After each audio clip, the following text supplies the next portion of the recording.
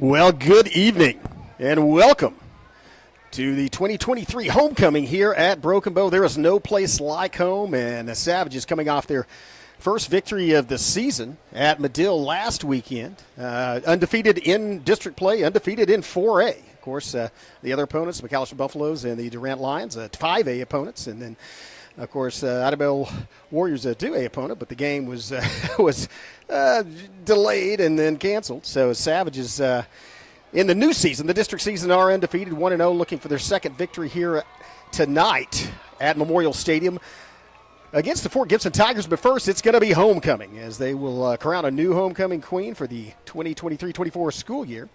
And they are now introducing the candidates. I'm going to let Jerry Fowling, Mr. Falling, the PA announcer for Broken Bow, will take over and enjoy the homecoming ceremony. Thanks to our sponsors there down in the lower right-hand corner of your screen. And we'll go with Jerry and then be back for the pregame after this homecoming ceremony.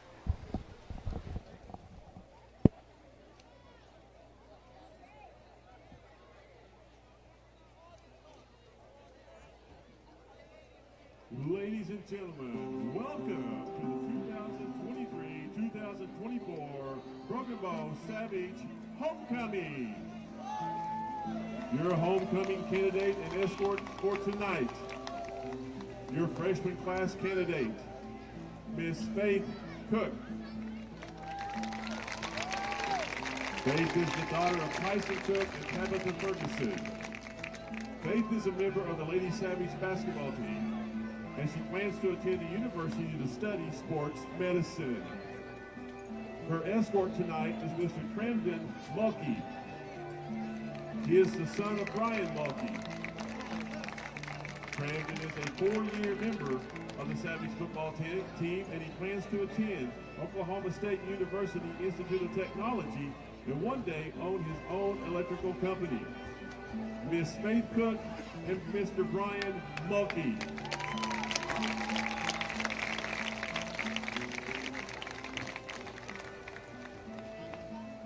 Your sophomore class candidate tonight is Miss Aubrey Jordan Hightower.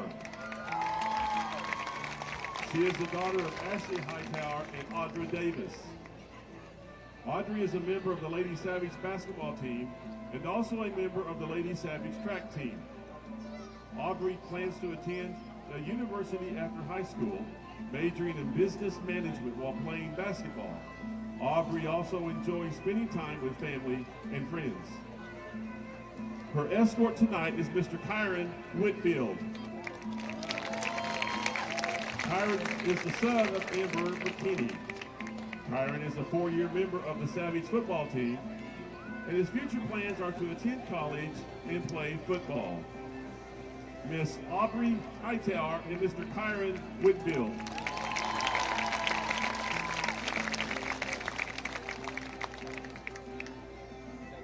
Your junior class candidate tonight is Miss Avery Heifel. She is the daughter of Leslie Heifel. Avery's future plans are to go to college and obtain a master's degree in counseling. From there, she will pursue a career helping adolescents in a mental health facility. She hopes to make a difference in our future. Her escort tonight is Mr. Aiden Coley. He is the son of Omar and Renee Coley. Aiden is a 4-year member of the Savage football team and a member of the National Honor Society. He plans to attend college for high school and obtain a degree. Miss Avery Heifel and Mr. Aiden Coley.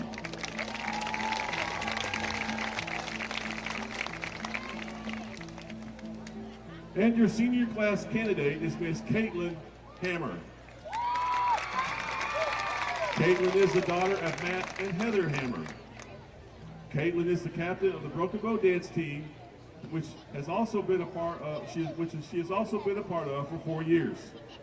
She made All-American her junior and senior years at UDA Dance Camp. She will be performing with her team at the Citrus Bowl in January. Caitlin is also a 4-year varsity starter to the Lady Savage softball team and a member of the 2021 state championship slow pitch team. She made the All-District softball team in 2021, 2022, and 2023. She is a 4-year member of the Fellowship of Christian Athletes, Secretary of the Student Council, and a 4-year member of the National Honor Society. Her future plans are to attend East Texas Baptist University while majoring in business management and playing softball for the Lady Tigers. Caitlin would like to thank the seniors for the many memories made through the years of school, and she wants to encourage each one of you to remember, anyone can find the dirt in someone, but the one who finds the gold. Or be the one who finds the gold. Proverbs 11:27.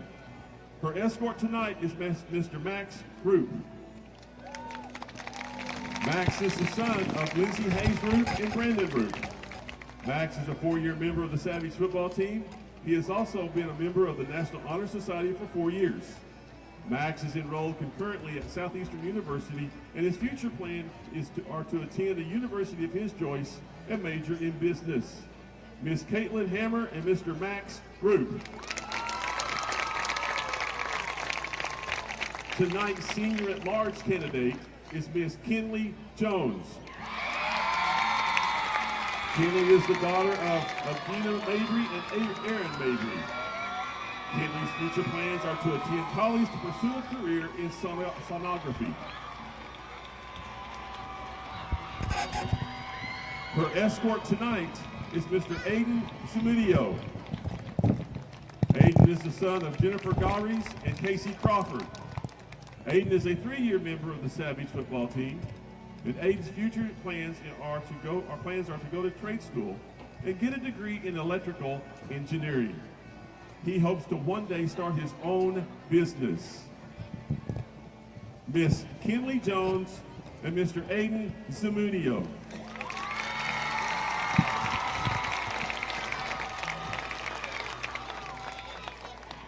And our flower girl for this evening is Miss Sophia Harris. And our crown bearer this evening is Mr. Grayson Thomas.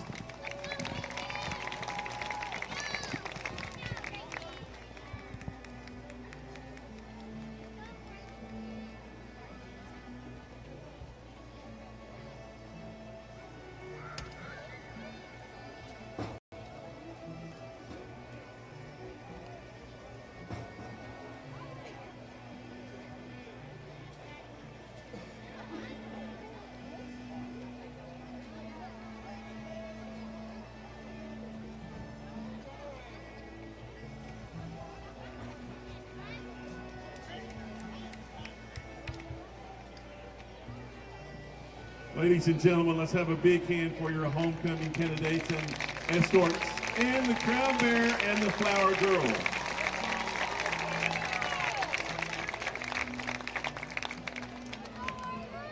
And now, ladies and gentlemen, the moment we have all been waiting for. The 2023-2024 Broken Bow Savage football homecoming queen is Miss Aubrey Hightower.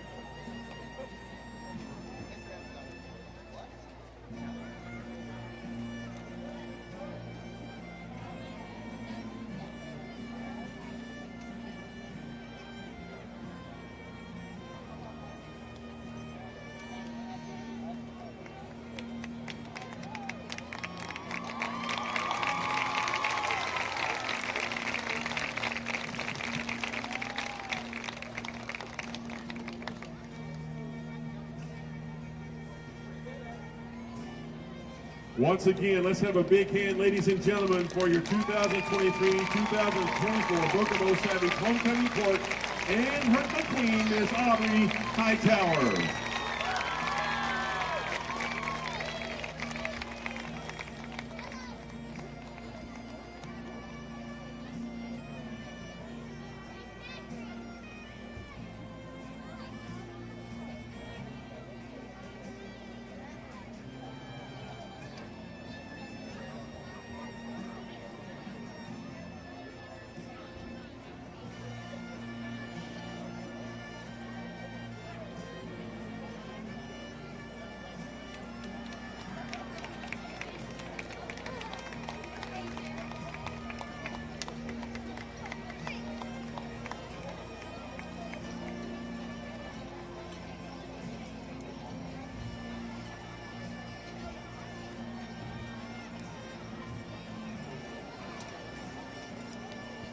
Miss Aubrey Hightower, 2023-24 football homecoming queen. So a member of the Lady Savage basketball team, on the track team as well. She is the 5-year-old daughter of Jake and Haley Harris. Her grandparents are Danny and Karen Black and Dave and Jimmy Harris. She is in Miss Taylor's kindergarten class at Derrick's Elementary.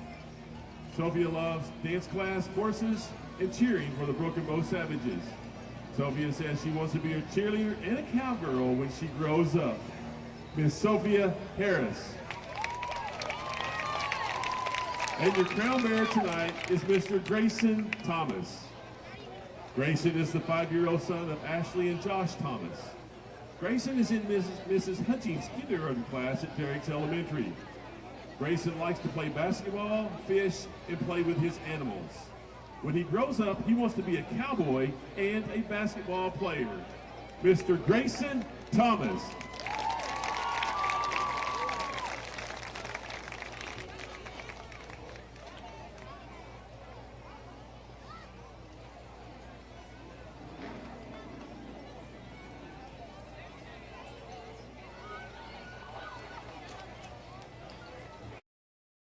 At McCurtain County National Bank, we are continually seeking ways to meet the changing needs of our customers.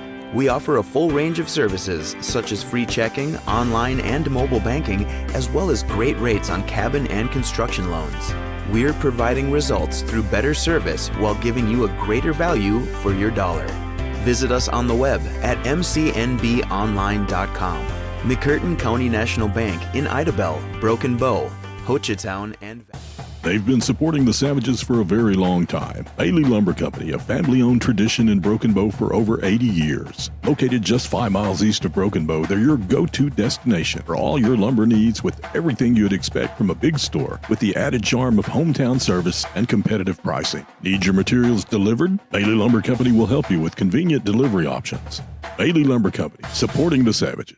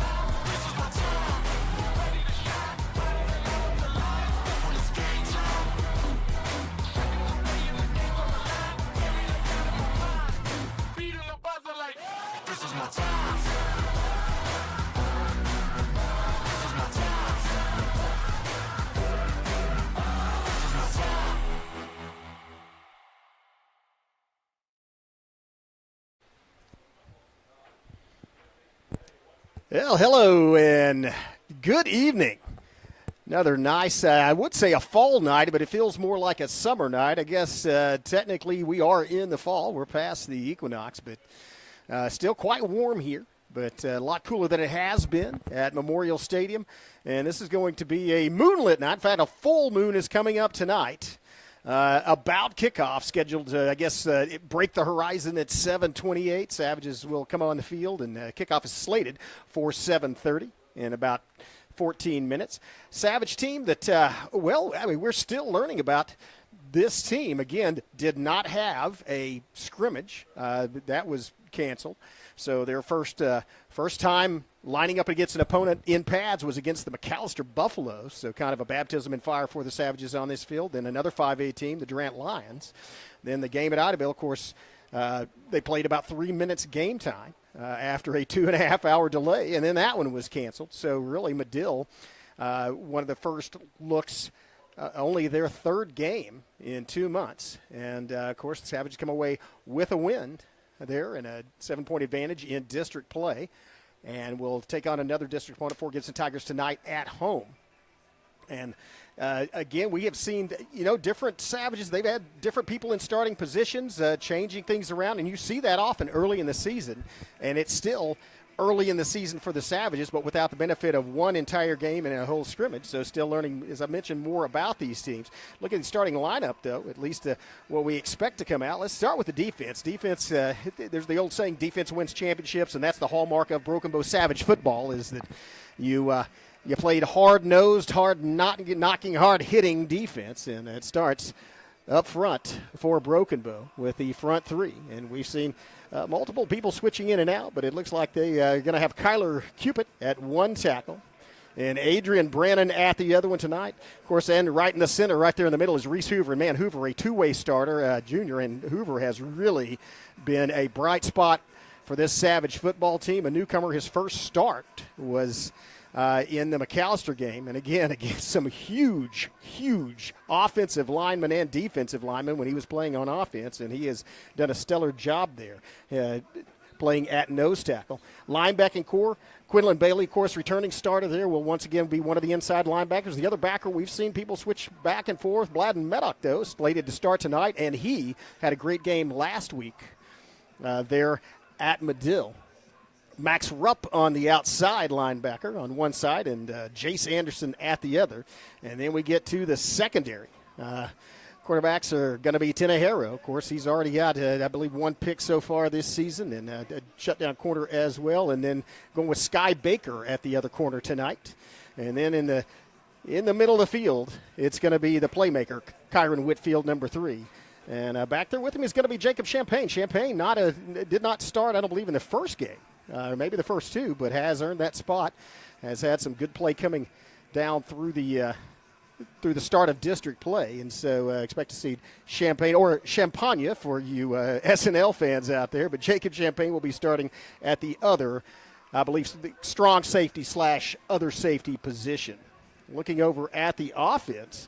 As things start at the offensive line, that's something you don't realize how important an offensive line is until you see what a really good offensive line can do. They can protect the quarterback, and they can open up huge holes for their backs to run through. And that was a difference in offensive production that was notable in that Medill game. There were some huge holes for the Savage backs to run through, and that's thanks to the 5 guys up front.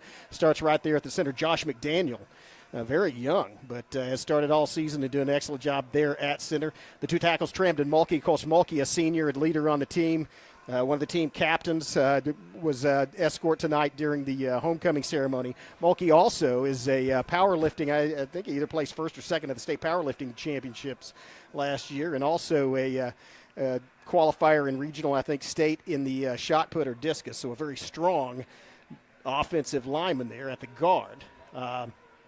Looking across at Kaplan Burris at the other side. Burris, a big, wide, strong player that's hard to move. And so, can do well on pass protect, but also surprisingly quick for a guy his size. Can fire out and help open up some holes. And then at the end, Reese Hoover, again, starting both ways at one tackle, doing well. And then it's Aiden Zamudio at the other tackle. Those are the 5 up front that will be starting things for the Savages. Of course, sophomore quarterback we talked about, first start coming into this year, was Clay. And Anthony Clay having to run for his life against a couple of tough defenses in both Durant and McAllister. But now last week with with a defense that wasn't putting as much pressure and an offensive line that could yield more, we saw him throwing and hitting targets way downfield, and we expect to see more of that tonight.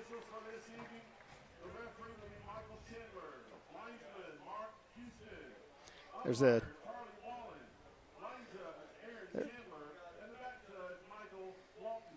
Well, they are announcing the officiating crew. Two of them have the last name of Chandler. I apologize in advance and say I am not related to either one of those men. Don't hold me responsible. Now, do appreciate it's hard to find high school officials or people willing to officiate a high school game. So appreciate them. Again, this is homecoming night here in Broken Bow. And the sun has set and the moon is about to rise. I want to thank our sponsors.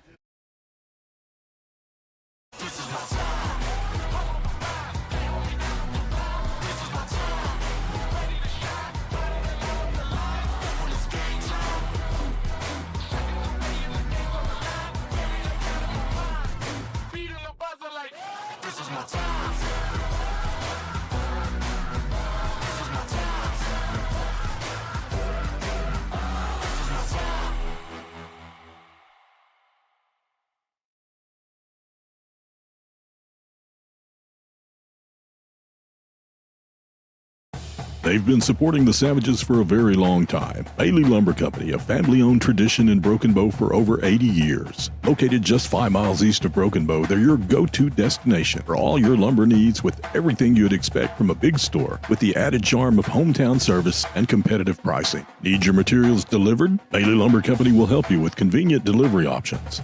Bailey Lumber Company, supporting the Savages. At McCurtain County National Bank, we are continually seeking ways to meet the changing needs of our customers.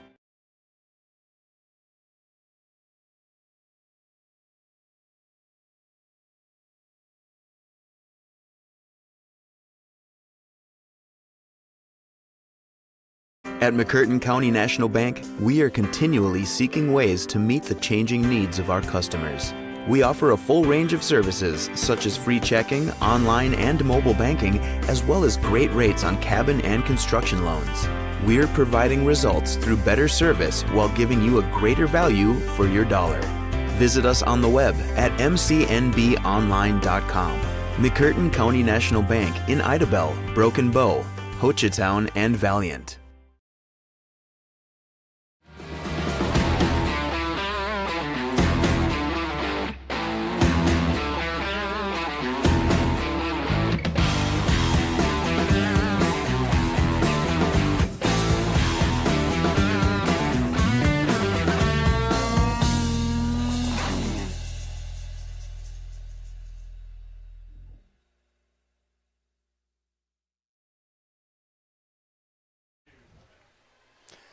Welcome back. As you see the Savage Pride Marching Band, and it is competition time for the Savage Pride Marching Band. They are going to take part and try to get their 27th consecutive Spirit rating at regionals, and that's going to be next month in October. And I say next month, it's also known as Sunday because we are at the end of September. Looking at our opponent as the captains take the field, Fort Gibson captains anyway, across the way. The Tigers, again, we know a little bit about them, but not a whole lot. They are 1-3, but like the Savages, have played some very good teams, and they started district play with top-ranked Poto. And so big loss last weekend for them, but it was against the Poto Pirates, 48-13. One of the things that they have had is a little trouble producing on offense. And so they had a very close game against Glenpool, which they lost by 1 touchdown, and then, of course, beat Berryhill in the second game this season. So we'll have to see how the Tigers come out. They can throw. And, it's again, the home of Teddy Lehman, All-Pro, and All-American Oklahoma Sooner and Buffalo Bill linebacker Teddy Lehman. So there is a big tradition up there. They always treat us well when we go to Fort Gibson. Appreciate any of you Fort Gibson fans watching tonight. Thank you for the hospitality you show us. Hopefully we're showing the same to your fans coming down here. And so the Tigers are they have a quarterback that can throw in Logan Bethel. He can throw it downfield. They don't have any breakaway receivers like the type that we have seen in a Betrell Lopez for Idabel or somebody like that that's a D1 prospect, but they do have a lot of kids that are good football players that can catch the ball, and so the number one job for the Savages tonight is to not give Bethel any time to look downfield and no time for the routes to develop. And so Savages, on the other hand, are going to have kind of the opposite. Always, it's not like I'm some genius saying, oh, well, you got to protect the quarterback and give him time to throw and get the receivers downfield. Well, that's what everybody wants to do.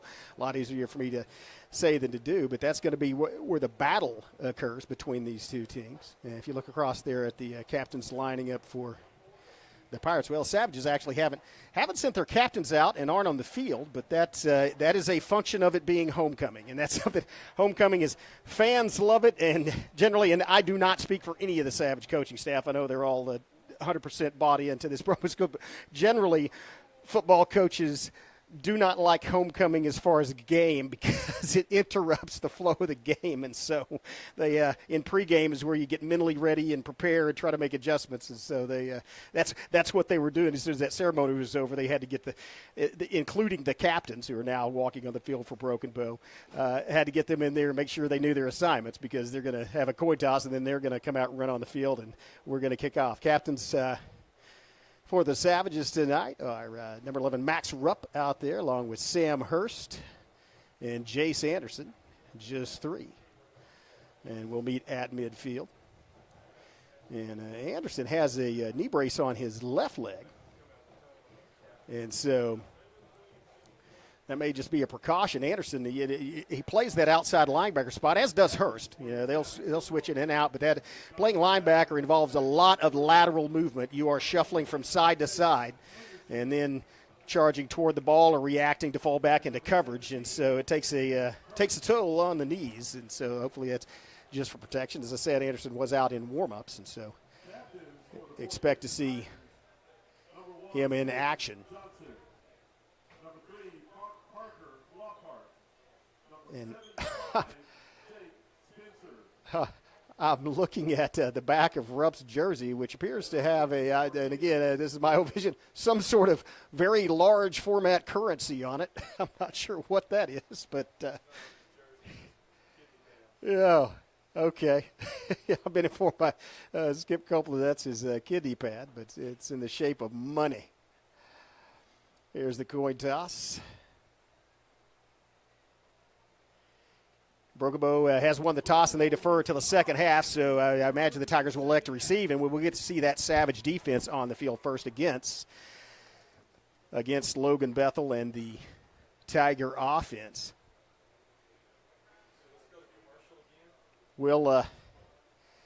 Savages are going to kick off, and the Tigers will receive. So we'll take a quick break here for sponsors and be right back with the Savage entry onto the field and the kickoff of this second district game of the 2023 season. See you in a minute.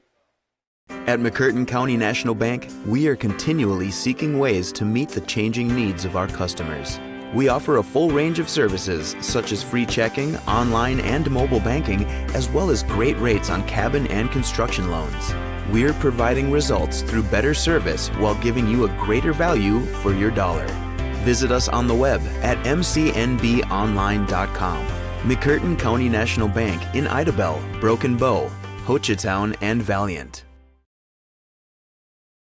They've been supporting the Savages for a very long time. Bailey Lumber Company, a family-owned tradition in Broken Bow for over 80 years. Located just 5 miles east of Broken Bow, they're your go-to destination for all your lumber needs, with everything you'd expect from a big store, with the added charm of hometown service and competitive pricing. Need your materials delivered? Bailey Lumber Company will help you with convenient delivery options.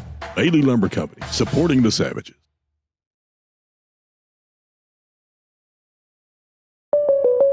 Oh no, are you okay, Mike? Yeah, got a pretty big fender bender here. Don't worry, State Farm's got you covered. That's great to hear. Robin, what's going on? We're gonna get you a tow truck, Mike. Thank you. Real fender bender going on. Fender bender. Fender bender. Fender bender. Fender bender. Everybody remain calm. No reason to panic. Go with the one that's here to help life go right. Call State Farm agent Evan Smalling at 580-584-7277.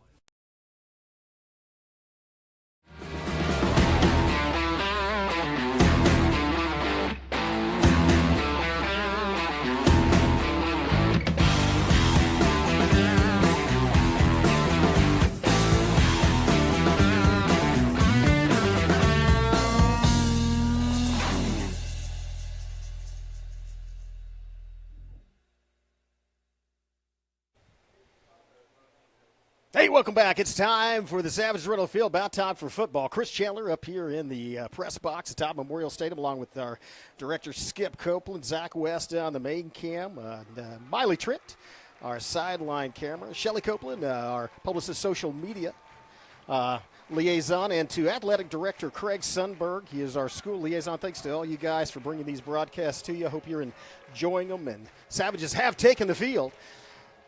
It is not just also a homecoming week here. There is a theme. Had a big parade yesterday, and I got to hand it to the band, man. The Savage Pride Marching Band marched all the way from the high school to Memorial Stadium, all the way up 259, and so I imagine their dogs are barking, so to speak. That's a long march. Again, Savages did win the toss and deferred to the second half, so they will be kicking off. Kickoff team out there getting last-minute instructions. I believe Coach Lassell, and the Tigers will drop back to receive.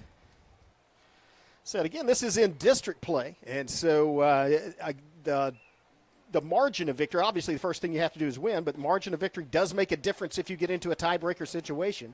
So you want to not only win, you want to win by 15 or more points. That's the maximum. If you win by 40, you get 15 points in district play. If you win by 2, you get 2 points, 3 points. But 15 is the max.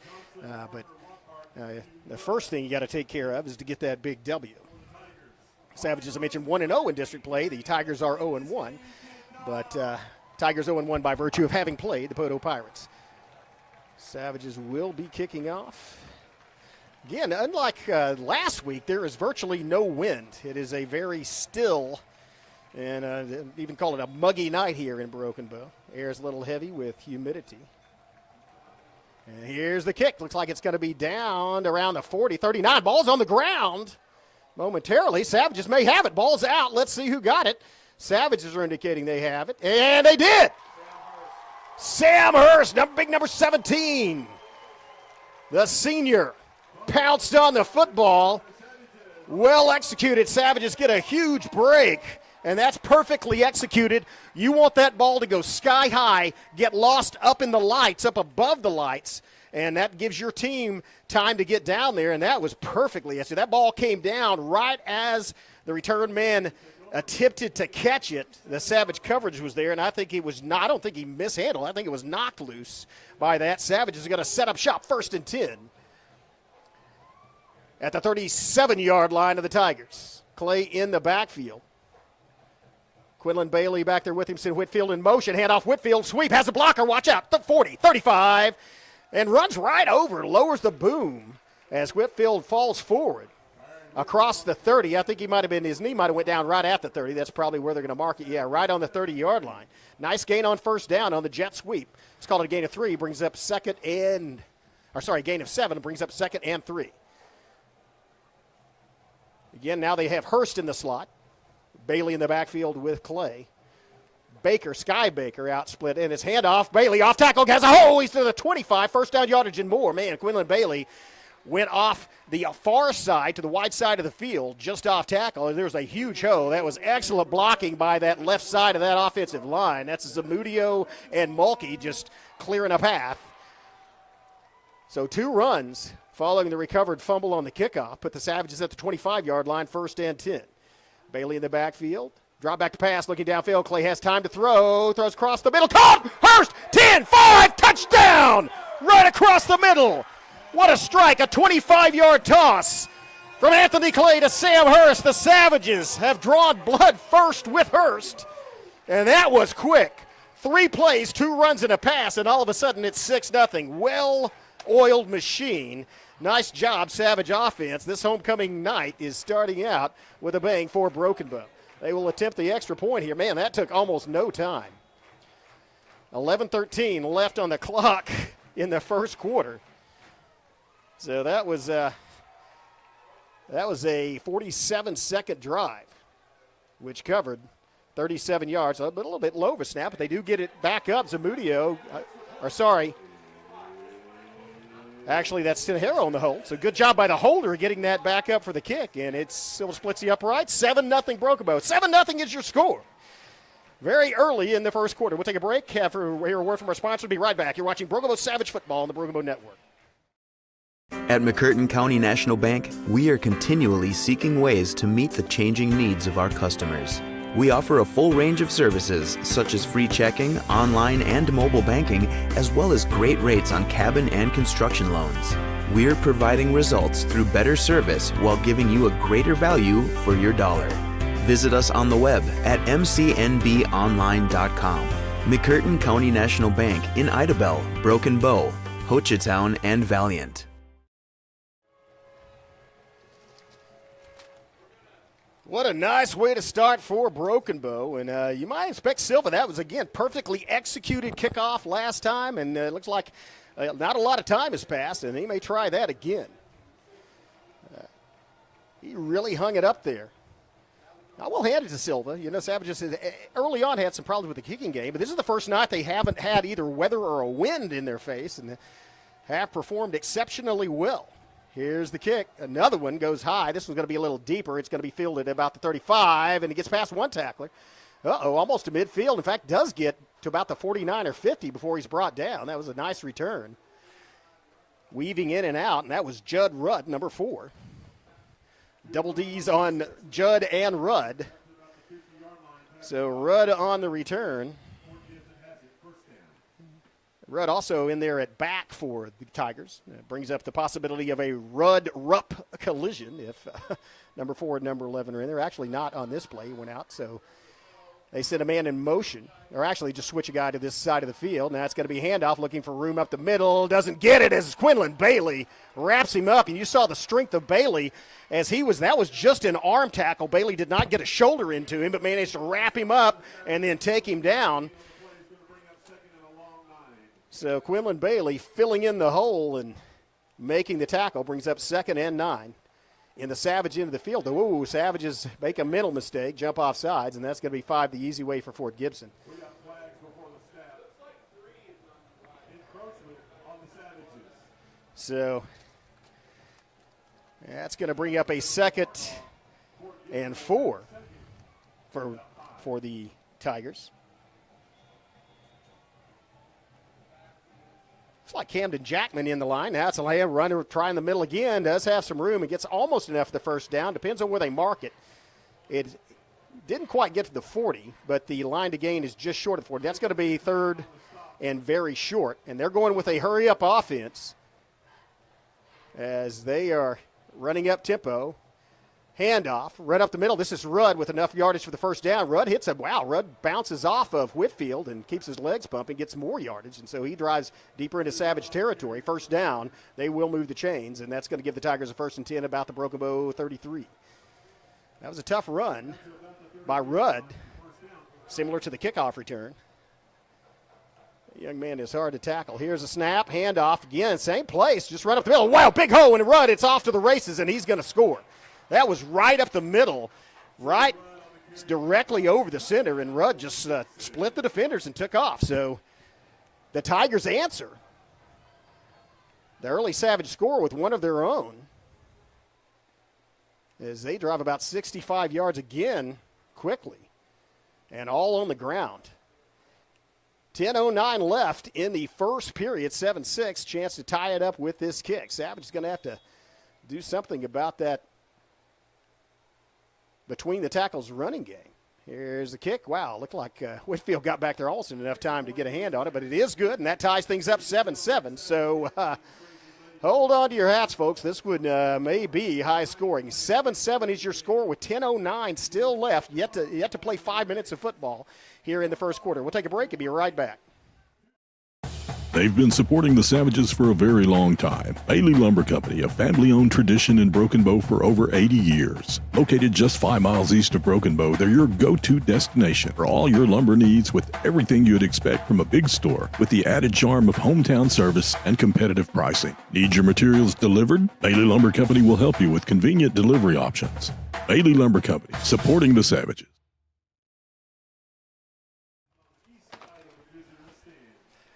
Well, if you're a fan of offense, you're enjoying this football game. Yet to play 5 minutes of game time, and already 7-7. Both teams have scored. And the Savages via the air on a pass from Clay to Sam Hurst. And the Tigers via the ground on a 33-yard run by Rudd. Now the Fort Gibson Tigers will kick out. This will be their first kick, and they probably have the same strategy as Broken Bow, try to have the ball come down around the between the 35 and 40 with a higher arching kick. I'd be surprised if they kicked it to Whitfield, but they are kicking it. It does go deep, though. Looks like it's going to be fielded. Actually, watch out at the 18-yard line by Whitfield. He's at the 20, 30, 35, 40. Whitfield on the outside. Wow! Oh, there's a flag, and that's in the area where it's often a block in the back or holding, or a block by the kicking team. And that's unfortunate because that erases a fantastic return by Kyron Whitfield, who fielded the ball at the 18-yard line on the other side of the field and then just did what he does, made some moves, and got all the way to near midfield. But it's going to be assessed from about the 45-yard line. Savages probably will start offense at about their own 33. Let's see what the call is and where the spot of the foul was.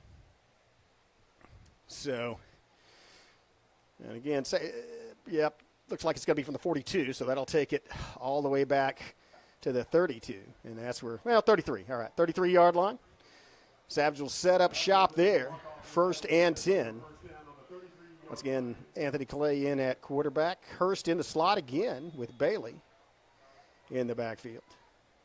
As you're still running back now, it looks like there's a great block by Hoover that sprung Bailey. Watch out, 40, 45, 50, midfield to the 45. And that was Quinlan Bailey. But they looked like Reese Hoover pulled and just stood up. There was an interesting blocking scheme going on there as Hoover pulled across to this side. And it might have been either a counter play or a trap. But whatever it was a first down, and now the Savages have the ball. They were going up tempo. No, fake the handoff. Nope, gives the ball to Bailey, and that was a little indecision.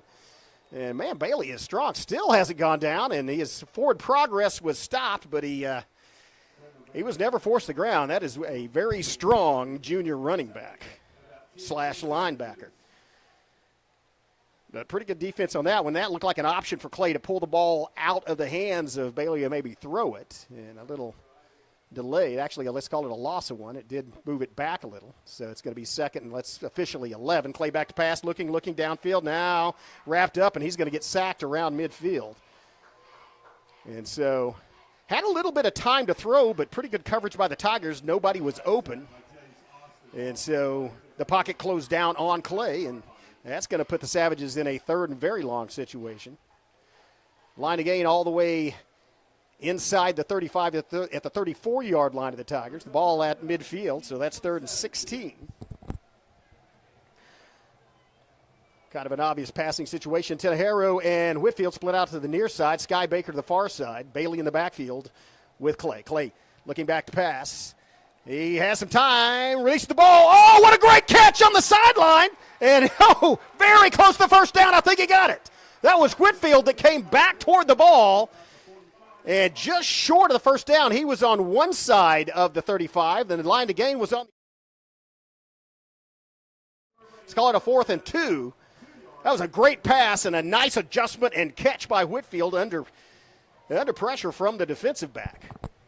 Nice communication as Savages get the signal from the sideline. They need 2 yards. And it looked like they're going to not opting with the power package, as they have split receivers out to the far side and near side. Here's the snap, handoff, Bailey, and he's met in the backfield, and he is taken down by the big number 55. Man, that guy is – we talked about him when we saw him in street clothes, and he does not look a whole lot different in pads than he does in street clothes. That's I think it's Vaheas, Stevie Vaheas, just a sophomore, but a 6'1", 280-pound sophomore, and he got in the backfield and – stop the Savages, and so it's going to be a turnover on downs at the 40-yard line.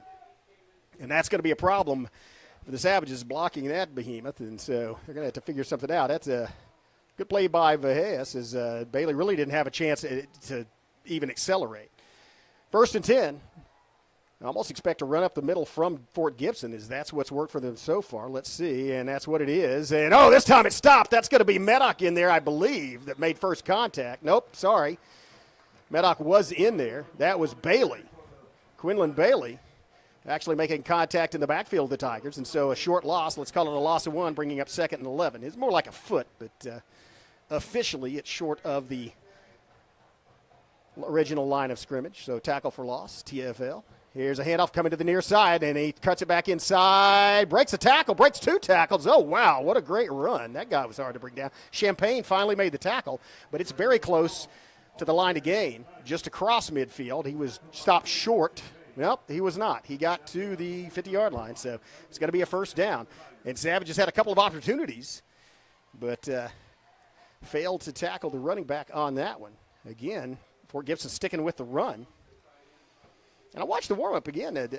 It's not that it's not that Bethel can't throw, but they're having a lot of success on the ground. So I expect them to continue as they switch over to a slot with number 3, handoff, running up the middle again. This time Bailey got a hand in on him, but he looked like it was Zamudio, or who was that? Oh, that was actually Jace Anderson making contact right at the line of scrimmage. So stop for no gain. Well, let's call it, actually that's not right. Let's call it a gain of 1. The ball was a little past the original line of scrimmage. There's an off tackle run, and that gets nowhere. It's a tackle for loss by the Savages as it's just a swarm of black jerseys. And there's Hoover and Brannon and Bailey. And that's good. When you start calling the names of your interior lineman as making a tackle, normally that's for a very short gain or loss. Here's a throw out in the flat, caught, and immediately brought down by Sky Baker. That's going to be short of the first down and maybe a punting situation. It's going to be just short of the Savage 45. Let's call it the 46, so that brings up a 4th and 7, and I would expect maybe they will try to pin the Savages back deep in their own territory. But it's tied 7-7. 6:26 and ticking left here in the first quarter. This will be the first punt of this football game. Here's the kick, short kick, but effective as it's going to hit and take almost took a Savage bounce. As finally brought down at the 16-yard line. That's where Broken Bow will set up shop with their offense. So Savage defense, after offense went forward and the Tigers stopped the Savages on 4th down. Savages force a 3 and out and give the offense back the ball. Chance to take the lead here.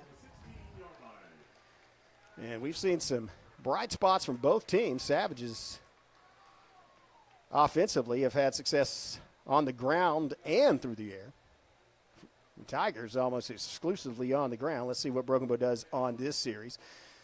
Bailey again in at the sole back in the backfield with Clay.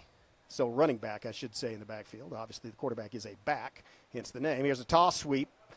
Bailey looking for a block, and he's strung out toward the sideline. Good lateral pursuit by the Tigers. Looks like it was actually Rudd, a two-way starter for Gibson there making the tackle. And so Bailey not able to turn that into a gain, not able to make the corner. And Quinlan Bailey is he's deceptively fast because he has long strides.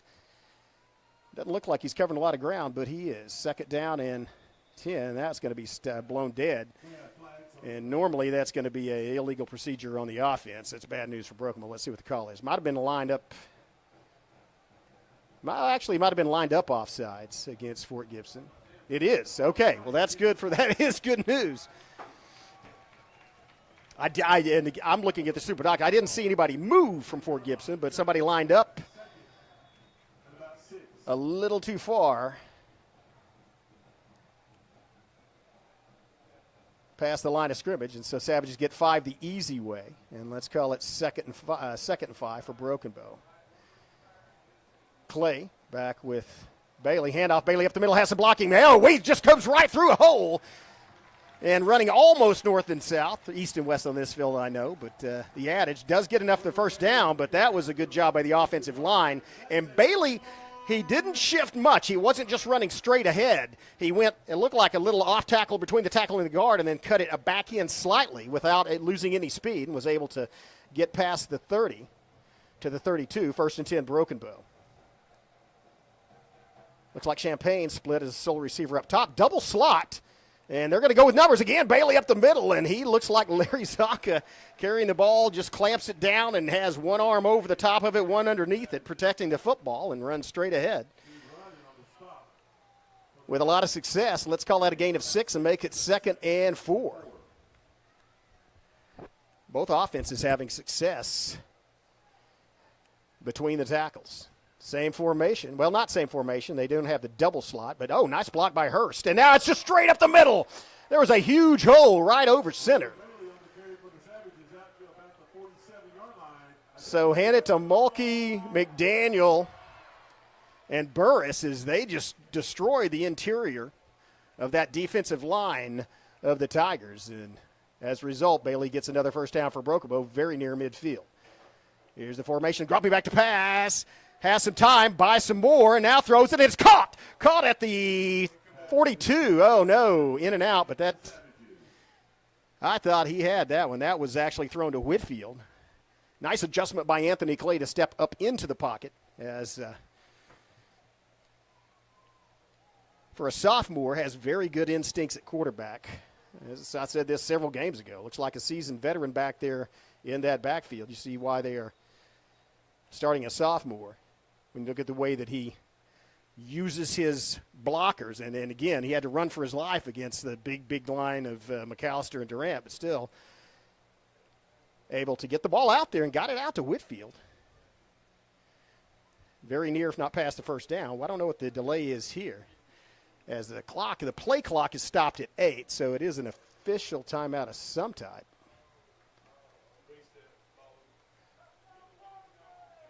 And okay, just respotted the ball, and that brings up 2nd and 10 off the incompletion, and it's a toss sweep going the other way. Bailey looking for running room, has some, gets across midfield, gain of about 5, and that's going to bring up that's going to bring up 3rd and 5. Incomplete pass was the first play.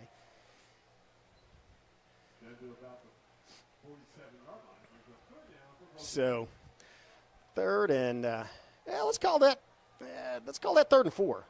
It's 3rd and a long 4 or a short 5. So a 6-yard gain by Bailey. Here comes a jet sweep. Watch out, it's Whitfield. If he gets loose, he can be dangerous.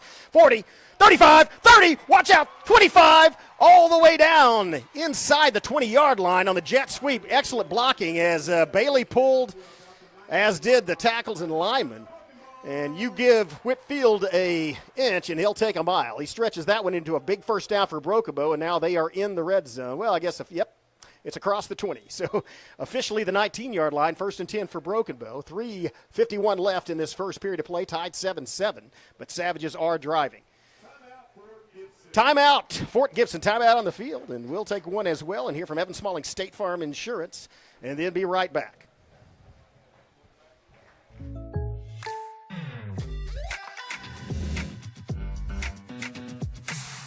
If you want the real deal, call State Farm agent Evan Smalling in Broken Bow today.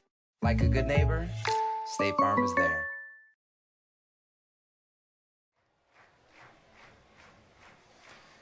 For the second week in a row, the Savage ground game is picking up speed. Mostly attempts through the air and made the yardage through the air in the first 2 games. But last week at Medill, and especially tonight, that offensive line has opened up holes, and it's been almost all Quinlan Bailey running with a couple of jet sweeps by Whitfield. But stunning effect as the Savages have over 100 yards rushing already. We are still in the first quarter. So Savages driving this drive. Started at their own 33-yard line, and they are now at the 19-yard line of the Fort Gibson Tigers. 1st and 10. Same formation, handoff, Bailey up the middle, big hole, and gets about 5 or 10. Yeah, he's brought down at about the 12. Let's call it 7, officially 7. It was really 8, but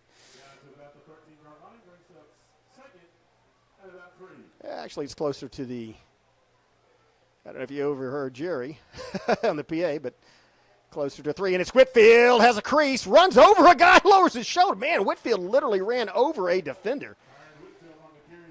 Whitfield is such a shifty runner, is so fast and makes such great moves, and mostly depends on just making a juke or a body move or a head fake and making defenders miss him. You forget that he is a big, strong guy. I mean, he's 6'1", about 185, and he just ran over a guy. Oh, quickly, it's like maybe a quarterback sneak. Nope, it's going to be a handoff to Bailey. He cuts up the middle and gets enough to get across the 5, but just barely so. That's going to bring up a second and goal from, well, now they mark it right at the 5. Second goal from the 5. Savages ran up, and Clay was under center that time. And so I thought maybe quarterback sneak. They're getting some instructions from the sideline as they have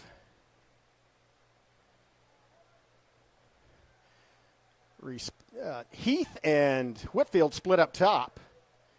Tenhare at the bottom. It's going to be a handoff. Bailey makes a move. Oh, nice. He loses his footing. Bailey just kind of jumped sideways, eluded a tackle, and then stepped through it, but could not keep his footing. The defender might have swept his foot out from under him, and so he fell just short of the goal line. Let's call it a gain of 2 and brings up a 3rd and goal from the 3-yard line. Savages slowly chipping away as they started out the 9.5. Now it's going to be a pass, dropping. Oh, it's going to be a run. Clay has a wide open path to the end zone, and he's in. That was a drop back. I think that was a called run for Clay. If not, great job of taking advantage of it as he dropped back and then just went straight toward that corner pylon, got in the end zone. And the Savages have scored another touchdown, this one on the ground. 2:08 left, first period. Savages up 13-7 with the extra point to follow. Man, that was a nice run.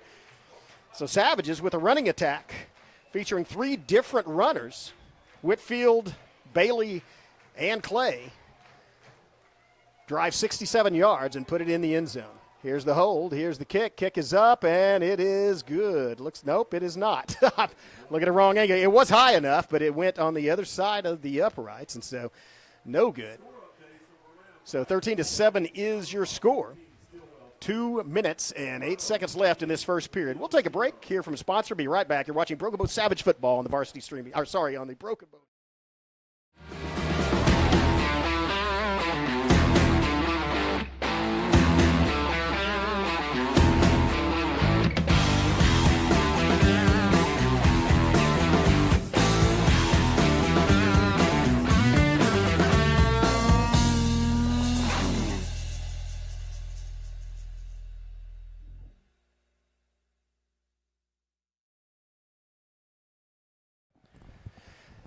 Well, there's the guys that started it all off. There's Silva, your kicker, and on the opening kickoff had a high, perfectly executed high arcing kick that the Savage coverage got down and recovered. So starting the drive that ended in their first touchdown, 47 seconds into this first period, and with 2:08 left to play, they've just scored their second on a 3-yard run by Anthony Clay. Silva lining up. Normally kicks it around the 30-yard line. Not back to the end. You see it. You see Fort Gibson scooting up all the way to the 20. Their deepest guy is at the 20-yard line. Here's another high kick. It's going to land around the 39. Coverage right there. Oh, managed to get loose of a tackle. And it's Sky Baker as Savages colliding. But the first man there just missed him.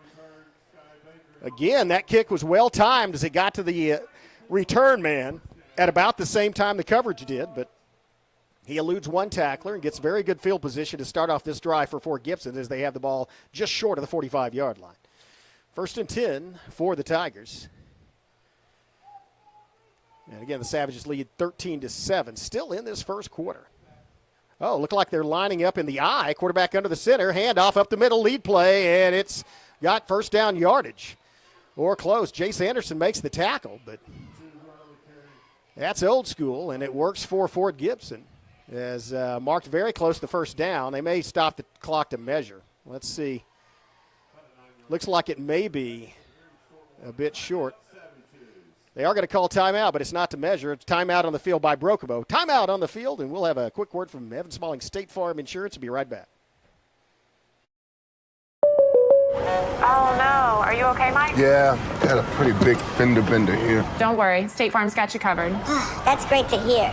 Robin, what's going on? We're going to get you a tow truck, Mike. Thank you. real fender bender going on. Fender bender. Fender bender. Fender bender. Fender bender. Everybody remain calm. No reason to panic. Go with the one that's here to help life go right. Call State Farm agent Evan Smalling at 580-584-7277.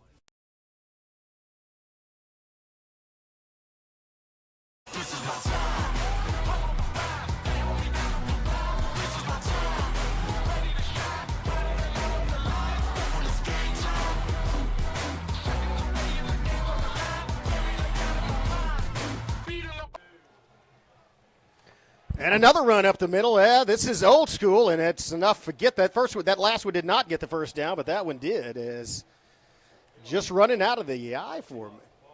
Uh-oh. And the Savages actually indicating they have the ball. Let's see what the officials say. Oh, there's a Savage down. That's Bailey. He's in the bottom of the pile, and the Savages have recovered, right? Nope, they have not. I saw the official pointing on. I saw the side judge pointing, and he was actually signaling. He has his arm extended. He was just signaling the change to move. So, not a fumble was caused by the ground. That gives the Tigers 1st and 10 at the 40-yard line. The Savages back in the eye, and that play was blown dead. Might have been offsides, might have been motion. Let's see what the call is. It looks like that one may be against Fort Gibson. They are going a little up-tempo here.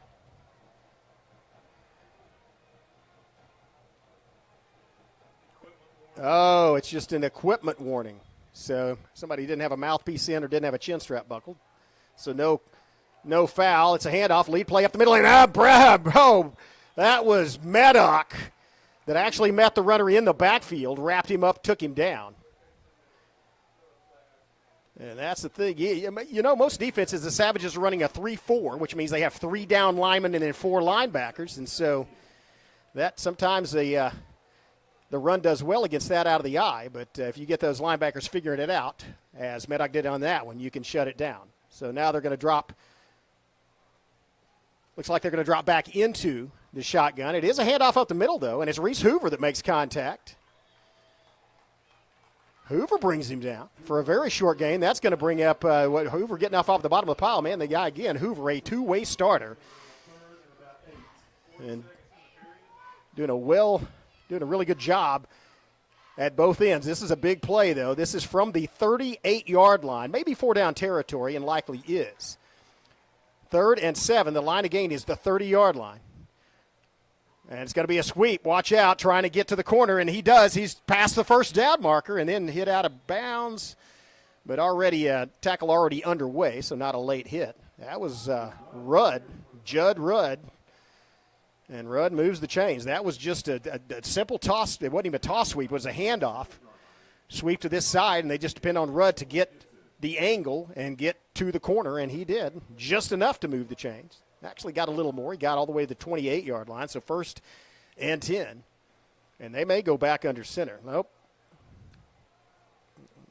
Have a tight end in the game, though, and they're going to hand off, nice defense by Brobo. They tried to run up the middle, and come on, ref, blow the whistle. Going to get somebody hurt. Wrapped up, first of all, by Jace Anderson, and then he had help from Maddock and Tenahero even in there. And that's going to do it for one period of play. At the end of 12 minutes, it's Savages 13, Fort Gibson Tigers 7, but the Tigers are driving. We'll have some words from our sponsor. We'll be right back. You're watching Broken Bow Savage Football on the Broken Bow Network. At McCurtain County National Bank, we are continually seeking ways to meet the changing needs of our customers. We offer a full range of services, such as free checking, online and mobile banking, as well as great rates on cabin and construction loans. We're providing results through better service while giving you a greater value for your dollar.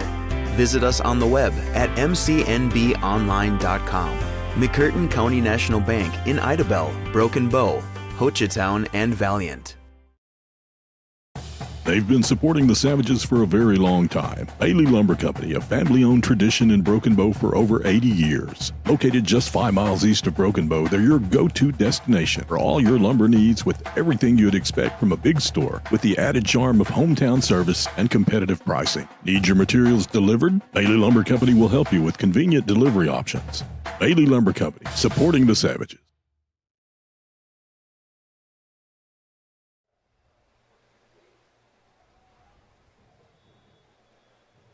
And back to action, start of the second period. Tigers driving. Bethel back in the shotgun, takes the snap, handoff, looking for room, bouncing his outside. It does have some running. Watch out, 15, 10. Does he knocked out of bounds at about the 5? I think no. He got in? Wow. Man, that was just running. That was just good running by the Tigers as he bounced. He was just off tackle, bounced it outside, and then managed to stay in bounds all the way up the sideline. And so the Tigers actually have a chance to go ahead. They've equaled the Savages score, 13-13, 11-50, so just 10 seconds into this second period. But a good extra point will give them a 1-point lead. Snaps up, and so is the kick. Splits the uprights, and now it's the Tigers with a 1-point lead. They're first of the ball game. 11:50 left in this first half, and it's going to be a barn burner, folks. We'll have some words from our sponsors and be right back after this. You're watching Broken Bow Savage Football on the Broken Bow Network.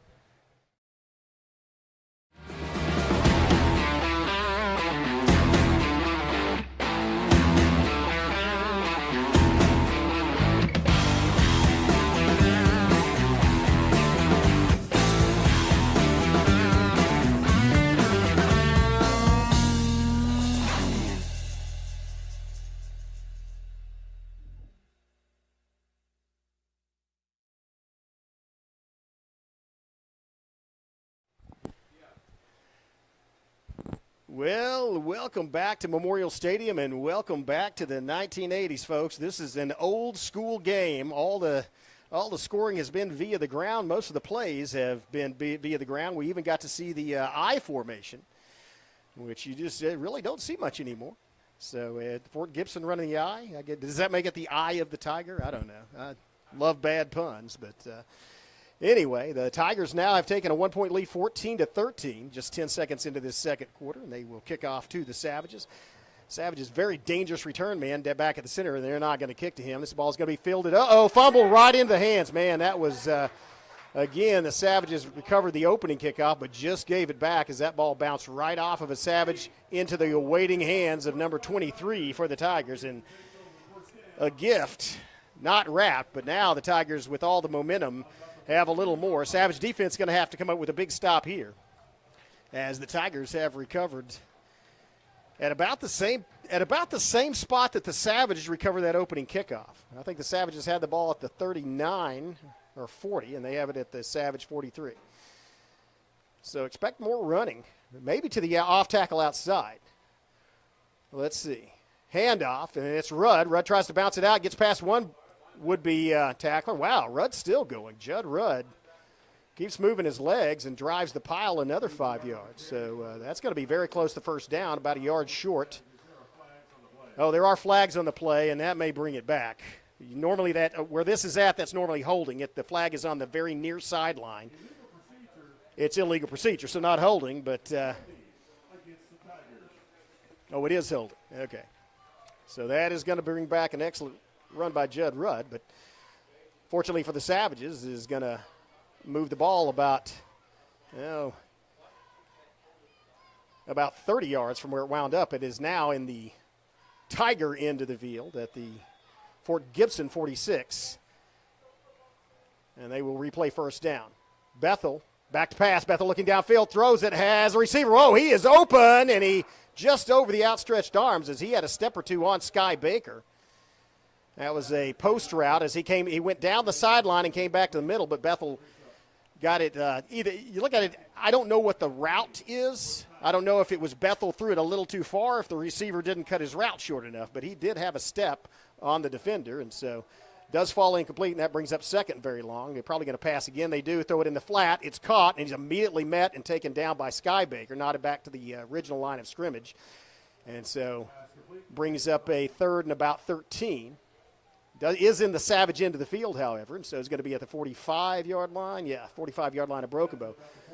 So the line to gain is the 33 of Broken Bow, and normally you want to they're probably in four-down territory, so they may run two plays here. Let's see what they do. They've gone to the pass again. Bethel rolling out, has time to throw, and now he's brought down. Oh, pick down! I look like a pick six. Whitfield jumped the route, had it in his hands, and just couldn't bring it down, and that would have been off to the races, and that would have been a game changer. But as it was, a nice break on the ball, a good deflection, and pretty good. I didn't see who put the pressure on the quarterback, but Bethel had to get rid of that one as he had a guy in a gold helmet breathing down the back of his neck, and so it looks like they will punt.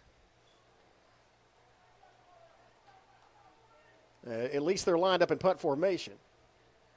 They are ball. The line of scrimmage is the 45, and he's at his own 45. Here's the punt. It's low punt. Sometimes it bounces. Wow, takes a great bounce. Watch out. Fielded by Whitfield. He makes a move. Gets past two defenders. Still going. Whitfield, 25, 30, 35, 40. Cuts it back across the field. Watch out. 45, and it's going to be a foot race. Whitfield. And he's going all the way, 25, 15, 10, 5, touchdown, Whitfield, no flags, Kyron Whitfield all the way. And that's why you don't kick the ball to him on kickoffs. Man, what a playmaker. And the momentum has shifted on the legs of Kyron Whitfield back into the black and gold. Man, what a great return as he took that, he fielded that, I think, at the 12-yard line, an 88-yard punt return for a TD, and we still have 10 minutes and 35 seconds left in this first half. 19-14 is your score. Savages may go for two here, depending on if they cover or not. What an exciting return. So Whitfield has the crowd on its feet. Here's the snap, the hold, the kick is good. Savages 20. Tigers 14. Lots of football left tonight. Take a quick break. Here's some more from our sponsors to be back here watching Broken Bow Savage football on the Broken Bow Network.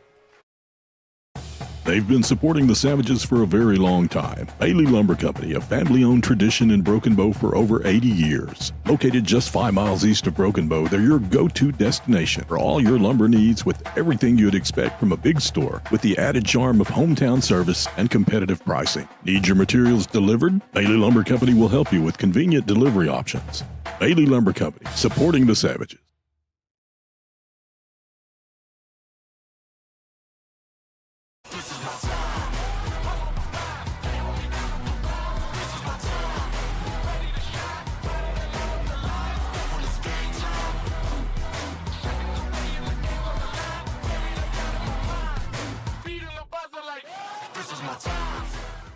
They've been supporting the Savages for a very long time. Bailey.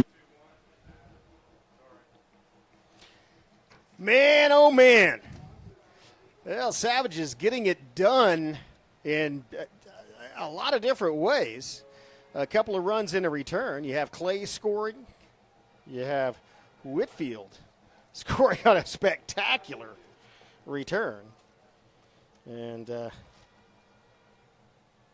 then you have Sam Hurst with a reception to start things off. And so three different Savage players putting it in the end zone. And that results in a 20-14 lead. Savage's kickoff team. Another high kick going to come down around the 30-yard line. Fielded at the 31. Going across. Watch out. And good open field. Well, no, he's still not down. Finally taken down. It looked like he might have broken loose again. I believe that was Heath, Sky Baker, and Rupp as well down there, along with Champagne. So good coverage on the return. Actually, a negative return because it was fielded at the 41, and then he tried to get to the wide side and might have gotten there, but for the play of Rupp, but wound up taking it back across the 35, and so the Tigers are going to start at their own 27. Bethel hands off. Looks like it's Rudd running to the far side. And, hey, man goes right through one Savage tackler. Looked like, oh, ball's on the ground, and the Savages have it. And looks like the officials are going to say, one of the officials, the side judge, is pointing down at the ground like the turf caused the fumble. But I think the back judge, who was right on the play, is arguing with him, saying, no, it was out before contact, or before contact with the ground. And so I think, yep, it's going to be side judge wins, and so that's going to be a gain of 9. So second and short, handoff. Oh, wow, met in the backfield, and that was all Quinlan Bailey. And then got a little help from his friends. But Bailey made the initial contact, and looks like Cupid back there as well, along with about 3 other black jerseys. And that's a big play because it was a second and very short. Now it's a third and not so short. Let's call it 3rd and 3. Big third down coming. See what the Tigers do on this. And they have they've had success running off tackle. That time tried to run up the middle, and Savage defense was there. Handoff again up the middle, and look out. He has running room. He gets enough for the first down and more as he brings it across the 40 to almost the 45. Tackle made at about the 45-yard line. Let's see where they mark it. Just short, 44-yard line. Nocum on the tackle. Corey Nocum, that is. But now before the first down. New set of downs for the Tigers. They trail by 6. Savages lead 20-14. And, nice tackle in the backfield. Breaking through, there's Kyler Cupid. And that was good form tackling. As the initial contact by Cupid was a shoulder into the midsection, and then he brought his arms around the runner. Both sides wrapped him up and brought him down. Textbook results in a 1-yard loss, 2nd and 11. Back to pass, looking, throws it out in the flat, and right there all over the receiver, and didn't have a chance as that was Frazier. Well read by Frazier, as that was kind of a receiver screen. They had the front receiver kind of try to block, but Frazier read it so quickly that he was there with the tackle. Ball goes through the hands and is incomplete anyway, but good reaction by the Savage cornerback. And this brings up 3rd and 11, maybe a passing situation here. From the 44-yard line, snap, Bethel, handoff up the middle, running, looking for room, following some big linemen, and gets pretty good yardage, but not enough for the first down. So that's going to bring up a 4th and about 5. Nope. Make that 4th and about 3. I thought he was down at about midfield, but looks like it's a Savage 48, and so that's going to be 4th and 3. And maybe they're talking over. They may go for this. Not sure. They certainly don't want to kick it to Whitfield again, so they may just try a hard count to get the Savages offside. So, nope, going to snap it, handoff up the middle, and does not get it. Great defense by the Savages as they stalled that out at the 47-yard line. It's going to be short of the first down. Well, they're going to stop it and measure it, but I don't think there's any way that made it. Yeah. I don't think they're going to turn it over on downs. I mean, they can measure it, but the line to gain's about a foot away from the line, and the ball's about 2 yards. So great 4th down stand by Broken Bow. And they're still I don't know what they're talking over. There's something. They're having some kind of discussion. I guess they are going to they asked for a measurement, so give them one, but it's not. It's going to be it's going to be about a yard short. So hand it to the Savage defense as they've had to contend with some good offensive line blocking from the Tigers, but able to wrap him up. And again, they did gain about 3 yards, but they needed 4. It is short by about a yard. And so Savage will take over on downs with a 6-point lead and 8:26 left to play in this first half. Nice defensive stand by Broken Bow. Baker that's actually Tenejero in field, split out the far side. Hurst in the slot. Hurst comes this side, blocks, nice block by Hurst, picks up a would-be tackler, but somebody else got through there, and Clay had time to throw. He had about 4 or 5 seconds, thanks to some good blocking, but good coverage. Nobody was open, and so results in a big loss for Broken Bow, all the way back inside the 35-yard line at the 34. And that brings up the line to gain is the 44 of the Tigers. 2nd and 22 for Broken Bow. Hurst in the slot, handoff, Bailey. Oh, nice block, off tackle, and he's going to get about 10 of it back, still going.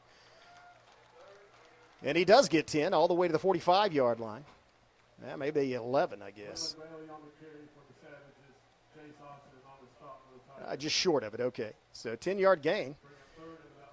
So a manageable 3rd down, but still behind the sticks. Savages in passing formation. They have Baker and Whitfield split out to the near side.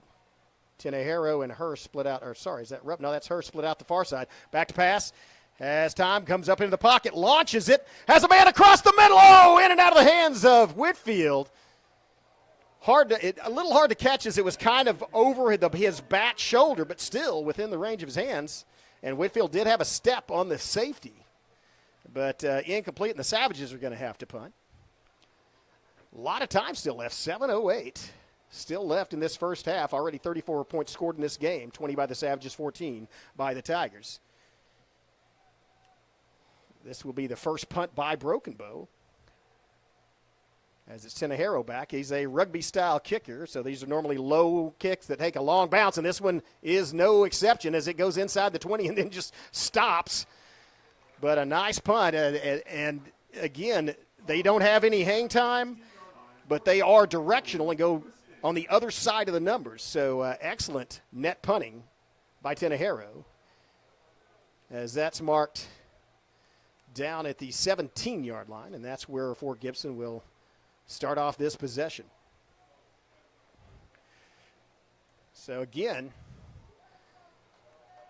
very limited success by the Tigers throwing. They did have a receiver open, though, on that post route, so Savages just have to be aware of that. Now this is going to try to sweep, get outside. Oh, wait, good job turning him in. Needs some help, and he does get it. Oh, wow, broke another one. Oh, a leveling hit delivered by Bailey. Man, Bailey is one of the hardest-hitting players, if not the hardest-hitting player on that team. But that was a good job by Anderson, who took on Brandon. Brandon took on the lead blocker and forced the running back to come back inside. A couple of Savages had a shot at him, couldn't bring him down, but then he was leveled by Bailey. Still a gain of 2, brings up 2nd and 8. Handoff up the middle, looking for running room. Oh, got a arm in there, as it was Brandon getting the penetration and slowing him up in the backfield. And so a short gain is going to bring up, well, not that short. Manageable 3rd down. Let's call it a gain of 5. 3rd and 2. Let's call it a 3rd and 2. And so keeping things out there, a little confusion as look like the Fort Gibson receivers are running in. They have trip split to the far side. They're kind of wide. They have just no receivers to this side. Quarterback keeper looking for running room, and he gets enough for the first down. They're going to move the chains. And that was 3. They split trips out to the far side just to kind of get this. You can't just leave a man uncovered over there, so Savages had to put defensive backs / linebackers over there on that far side. And once those guys are over there, the quarterback Bethel just followed blocking to that side of the line where they have numbers, and they result in moving the chains for Fort Gibson. Here's a handoff up the middle, has some room. Watch out. Oh, man, he ran right through one block and one tackle. Brought down, but not until he gets to the 44-yard line. I've got to say, this is, when you talk about whether that decision, if you should go for it, if you punt, this is the difference, though, that the punting game makes. That punt by the Savages pinned them back, so they've had a lot of success on offense. They're still in their end of the field, though. So here's a handoff up the middle. Savage defense gives up another 4 before he's brought down by Hurst. It's going to bring a 2nd and 6. Let's call it 2nd and 7. Let's call it a gain of 3, 2nd and 7. Thought he might have been Camden Jackson as well. Big lineman in there, getting an assist. Here's a handoff. It's Rudd running toward the far side, and he's brought down quickly. Gain of about 2. Let's call it a gain of 3. I think he made it to midfield.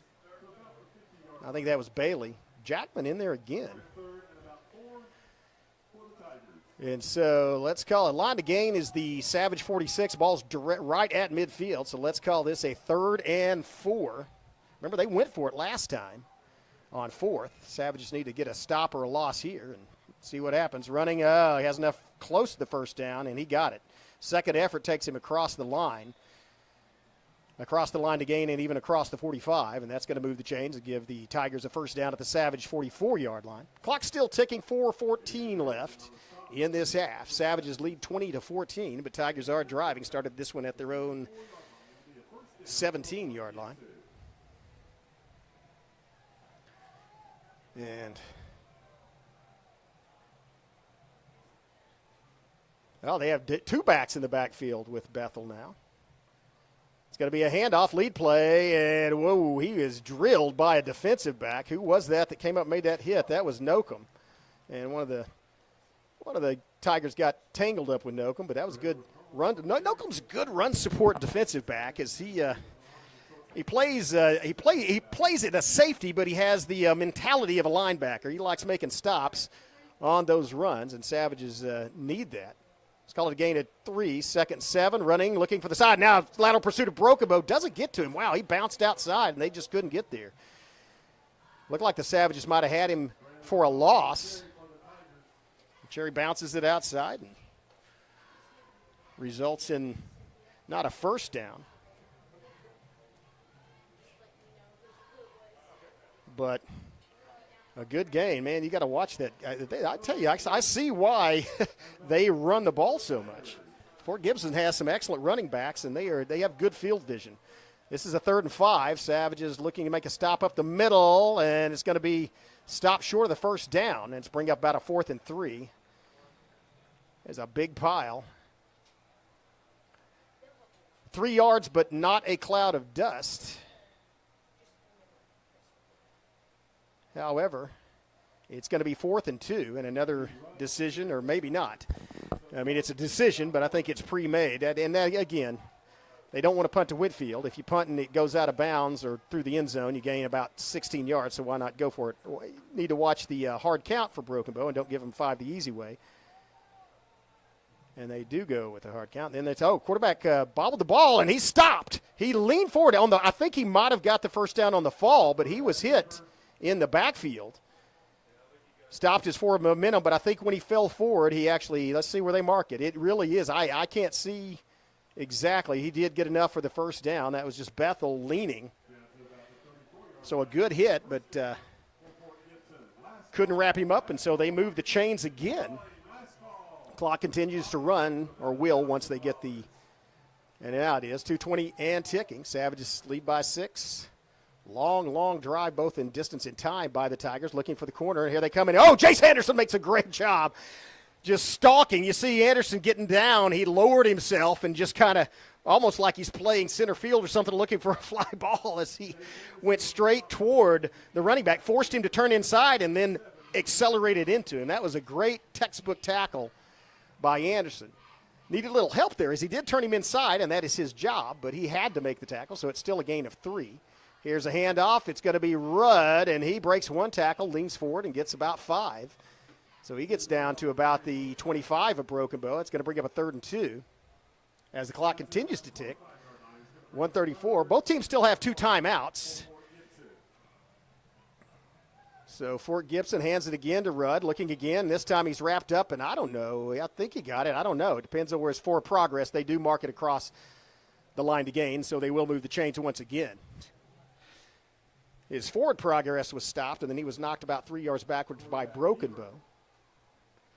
So he is down to the 22-yard, let's call it the 22-yard line. Back to pass, throws it across. Oh, wow, that was a well-thrown ball as that went over the outstretched arm of Rupp, and then Tenejero made the tackle. Nice, accurate slant route. Was tackled inbounds, so the clock is under a minute now. I think Fort Gibson would like to try to score with no time left, but they're going to hand off, looking to run outside, and boy, he is hit by Nokum. Again, Nokum coming up from the secondary. That Fort Gibson player trips over his own man and falls at the end of that play, but Nokum with the tackle, but not before he gained enough for the first down. That's going to first and go at the 9-yard line, so the Savages are going to burn a timeout. 44.7 seconds left as Broken Bow calls timeout. We'll have a quick word from Evan Smalling, State Farm Insurance, our timeout sponsor. Be right back.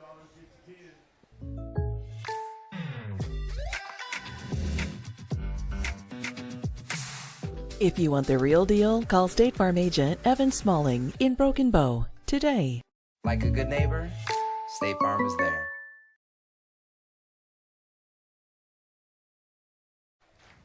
Welcome back. Yeah, Savage defense talking over what they need to do as here's the situation. And again, Fort Gibson has 2 timeouts. Now, when you run the ball, you use a lot of time up because when you throw an incomplete pass, the clock stops.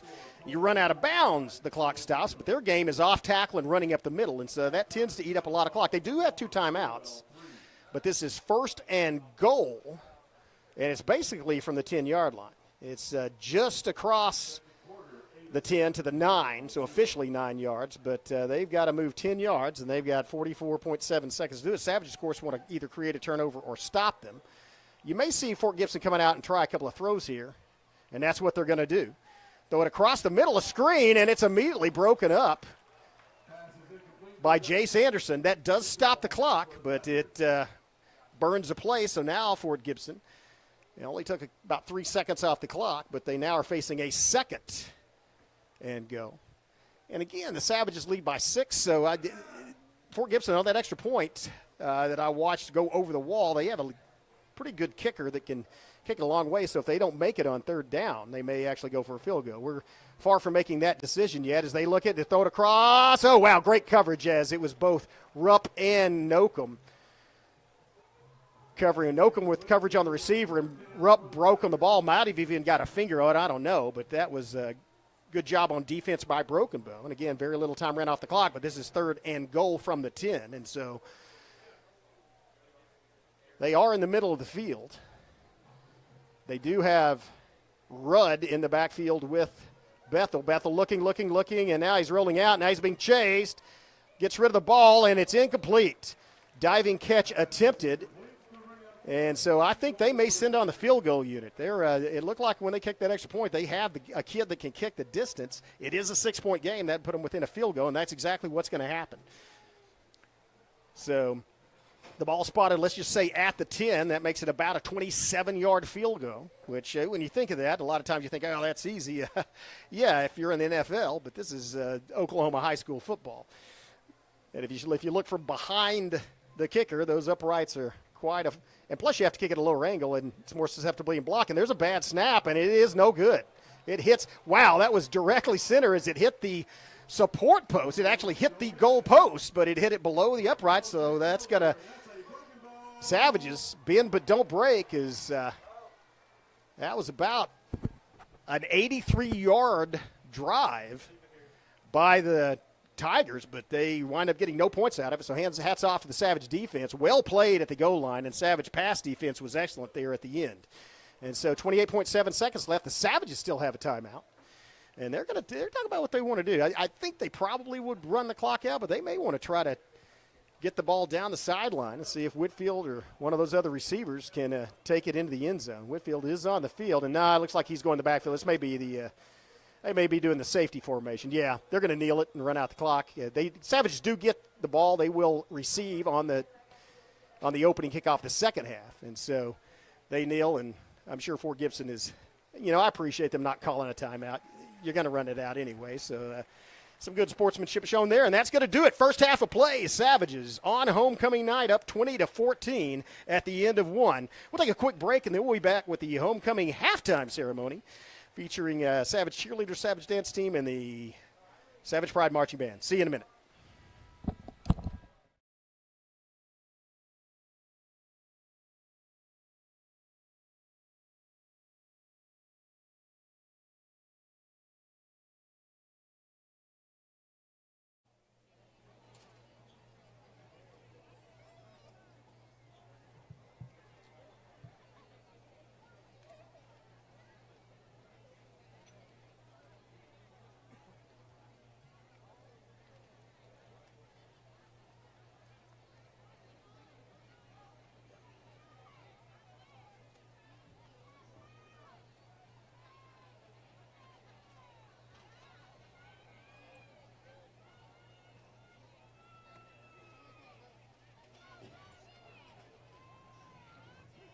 Sound check.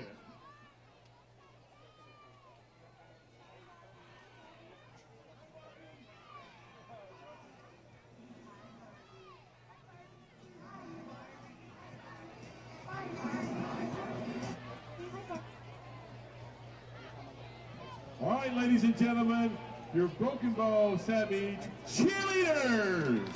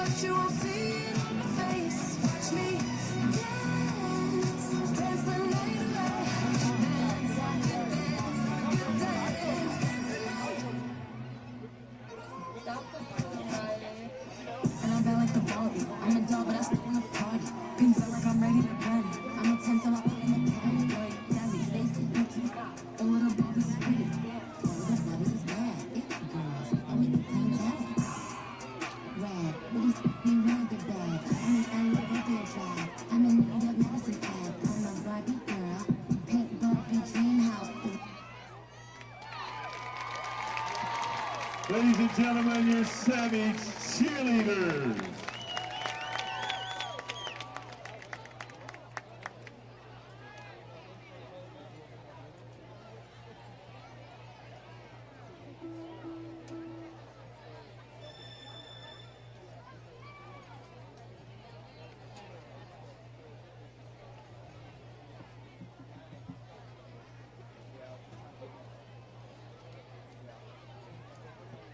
And now, ladies and gentlemen, your Savage dance team.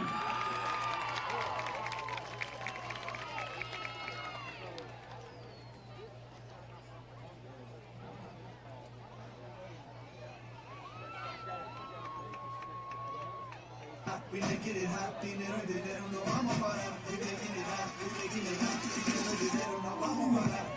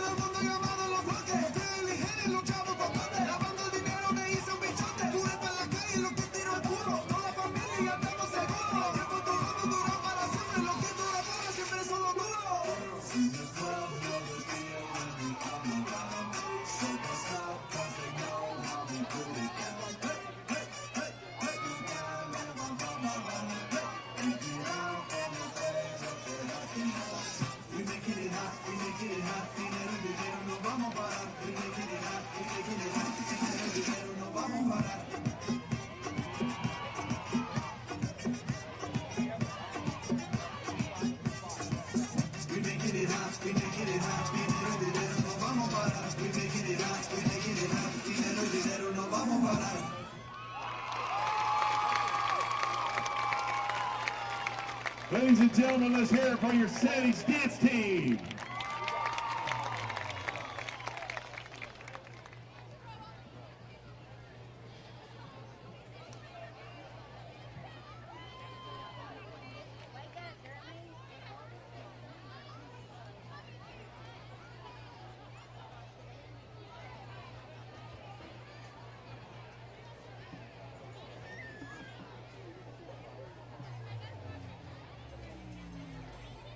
Would you please welcome to the field for your halftime entertainment, the Savage Pride Marching Band. The band is under the direction of Harley Thomas Jr., Nate Shealy, Ken Thomas, and Reagan Thomas.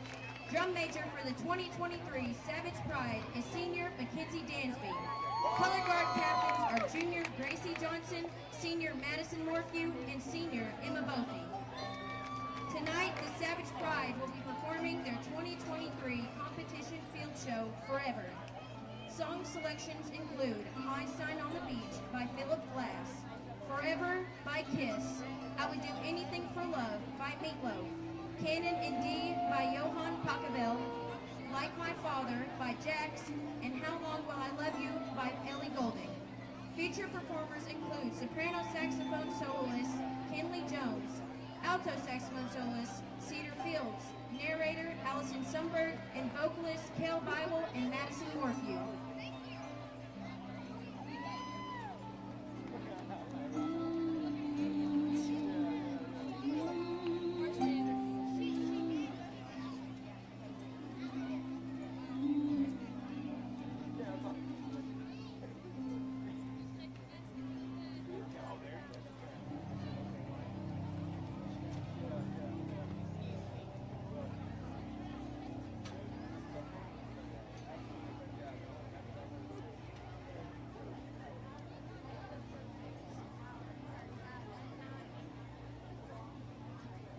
Presenting their 2023 field show Forever, Mackenzie Dansby and the Savage Pride Marching Band.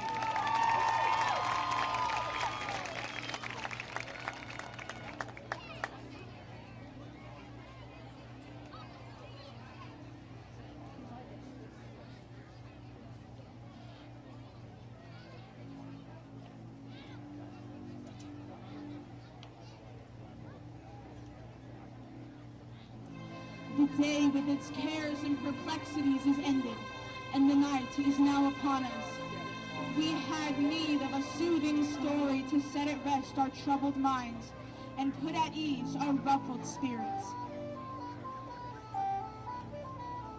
And what sort of story shall we hear? It will be a familiar story. A story that is so very, very old, and yet it is so new. It is the old, old story of love.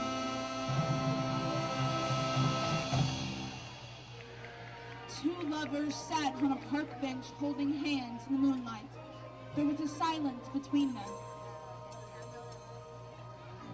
So profound their love was for each other, they needed no words to express it.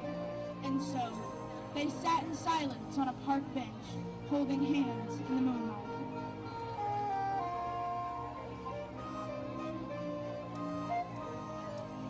Finally, she spoke. "Do you love me, John?" she asked. "You know I love you, darling," he replied. "You are the light of my life, my sun, moon, and stars. Without you, I have no reason for being."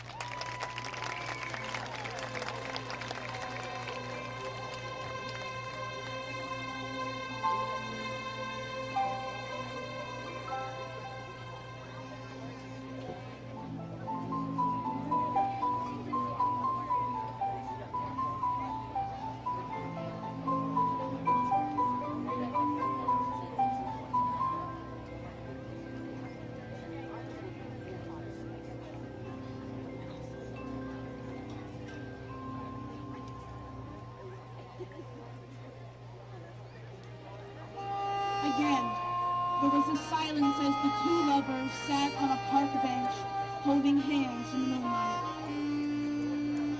Once more she spoke. How much do you love me, John? She asked. He answered, how much do I love you? Count the stars in the sky. Number the grains of sand on the seashore. Impossible, you say. Yes, and it is just as impossible for me to say how much I love you. My love for you has no limits, no bounds. Everything must have an ending, except my love for you.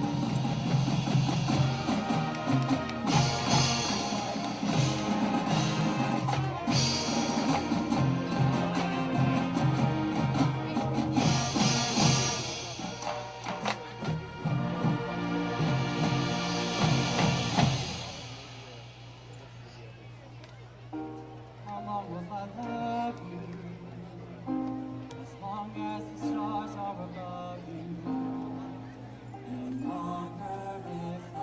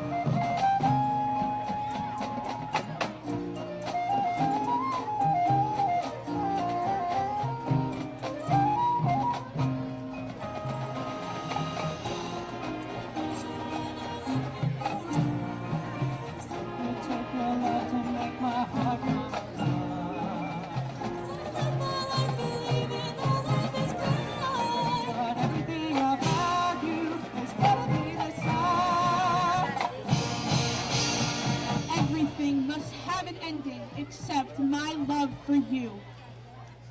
It's forever. This time I know there's no doubt in my mind. Forever. Until my life is through. I'll be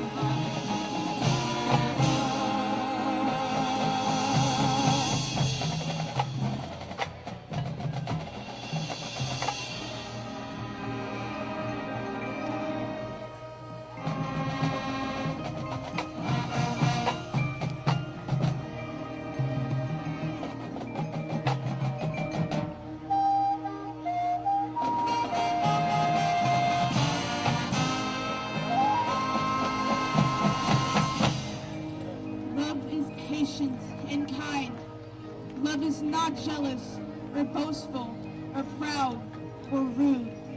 Love never gives up, never loses faith, is always hopeful, and endures through every circumstance.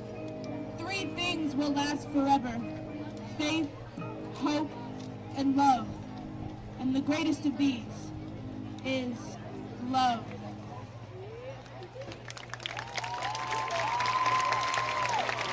Ladies and gentlemen, Mackenzie Digby and the Savage Pride Marching Band. Now on your feet for the Savage Fight Song.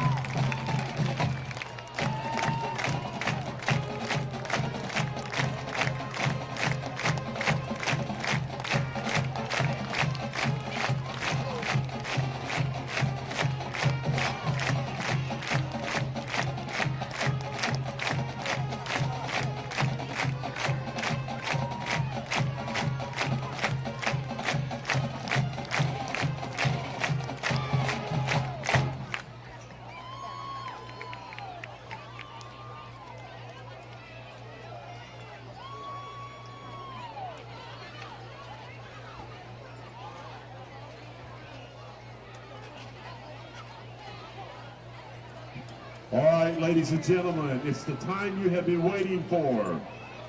The winner of the 50-50 drawing. You need to choose your tickets, and I'll give you a few minutes to come up here. I can be bought to call your number. All right, here we go. Oh, by the way, the total you will get tonight, $743. Get your tickets out, and here we go. Winning number is ticket 1, 4, 6, 4, 8, 8, 6. 146 4886. If you have that winning ticket, come to the press box with your ticket so we can match.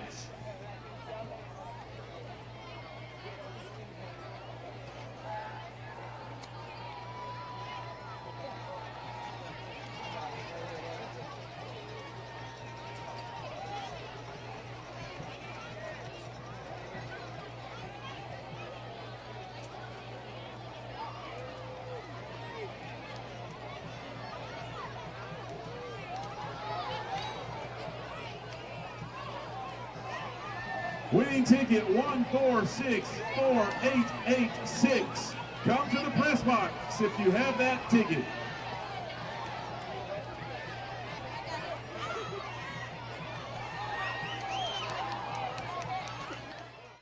At McCurtain County National Bank, we are continually seeking ways to meet the changing needs of our customers. We offer a full range of services such as free checking, online and mobile banking, as well as great rates on cabin and construction loans. We're providing results through better service while giving you a greater value for your dollar. Visit us on the web at mcnbonline.com. McCurtain County National Bank in Idabel, Broken Bow, Hochatown, and Valiant. They've been supporting the Savages for a very long time. Bailey Lumber Company, a family-owned tradition in Broken Bow for over 80 years. Located just 5 miles east of Broken Bow, they're your go-to destination for all your lumber needs with everything you'd expect from a big store, with the added charm of hometown service and competitive pricing. Need your materials delivered? Bailey Lumber Company will help you with convenient delivery options. Bailey Lumber Company, supporting the Savages. Oh no, are you okay, Mike? Yeah, got a pretty big fender bender here. Don't worry, State Farm's got you covered. That's great to hear. Robin, what's going on? We're gonna get you a tow truck, Mike. Thank you. Real fender bender going on. Fender bender. Fender bender. Fender bender. Fender bender. Everybody remain calm. No reason to panic. Go with the one that's here to help life go right. Call State Farm agent Evan Smalling at 580-584-7277.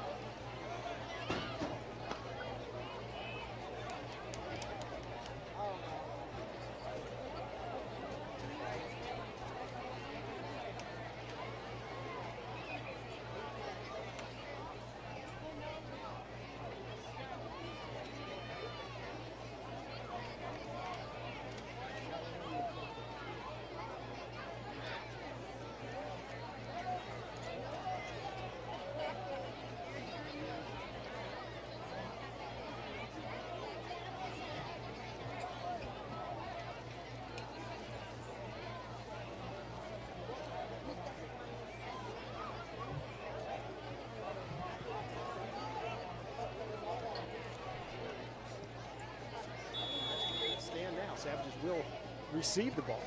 We start out, wow, this is a high kick, and it looks like, oh, wow, fair caught. Nice job. Good reaction there by Baker. As Fair caught the ball at the 43, and that's exactly a high kick like that. That's exactly what you're supposed to do. So that's Rocky Baker. I should distinguish from Sky Baker. Rocky Baker heads up play. Take over at about the 42 and so Savages in good field position at their own 43. Let's call it their own 43-yard line, and that's where they will start off this offensive drive. They send Whitfield and Tenejero split out to the far side. Sky Baker, the sole receiver, split to this side. Hurst in the slot. And then Clay in the quarterback with Bailey. Handoff Bailey, and he is met in the backfield and taken down. Man, and that was, again, the big sophomore. All 280 pounds of him. Vafejas, I think I'm pronouncing that, but the kid's just a sophomore. He's going to be one heck of a football player. Already is. Results in a loss of 2. That brings up 2nd and 12 for Broken Bow as they get the signals from the sideline. Same formation, however, with this time with Hurst switched to the other side at the slot. Clay takes a snap, handoff. No, fakes the handoff. He's back to pass, play action, throws it downfield, and it is caught. Did he catch that? No, incomplete. Broken up. Rudd broke it up, intended for Sky Baker, and that brings up a 3rd and 11. So Savages, yeah, let's call it 3rd. Actually, it's more like a 3rd and a long 11 or short 12. So the line to gain is across midfield at the 43-yard line of the Tigers. So Savages likely in a passing situation, and they are sending, oh, wow, they have an interesting formation. 3 receiver split right off the line of scrimmage, very close to the quarterback. Rush, blitz is on, and it got to him. Ball is wisely covered up by Clay as he was caught dead to rights in his own backfield. They sent a blitz, and it was very effective, straight on a run to Clay. And so the Tigers come out with a couple of big defensive plays, none bigger than that last one on the Savages' first possession, and forced the Savages to punt to start off the second half. Tenejero back to kick. And he is a right-footed kicker, so the return man is split way over there to the far side at about the 40, hoping to get a return, and that ball was blocked. Oh, no, it's faked. He winds over the 30. 35, not near enough for the – that was Tenejero, and, oh, wow, that's not what you want to see. That's going to give the Tigers excellent field position. Looked like he got about to the 37 or 38, depending on where they mark it, but that's still going to be deep in Savage territory. Let's call it the 38, so that's where the Tigers will start there. Well, now, looks like they're moving up 37 yards, and so Savage defense pressures on them now to get a stop. And look like they're going back into the eye as they're going to put Bethel under center. Have a fullback in, handoff, and it's Rudd following it right through the middle and gets about 3 yards, maybe 2. Good defensive reaction by Broken Bows. The linebackers closed down, and it looked like actually Kyler Cupid coming off the bottom of that pile. Gain of 2, let's call it 2nd and 8. And so still they're going to drop Bethel back into the shotgun or the pro set. I'm old school, shotgun to me, but then dropped after another short gain. So just a gain of about 1. Again, it's Cupid. Looked like it was Reese Hoover in there as well as Max Rupp making the stop. Let's call it a gain of 1. And that brings up a 3rd. And let's call it a gain of 2, bring up a 3rd and 6.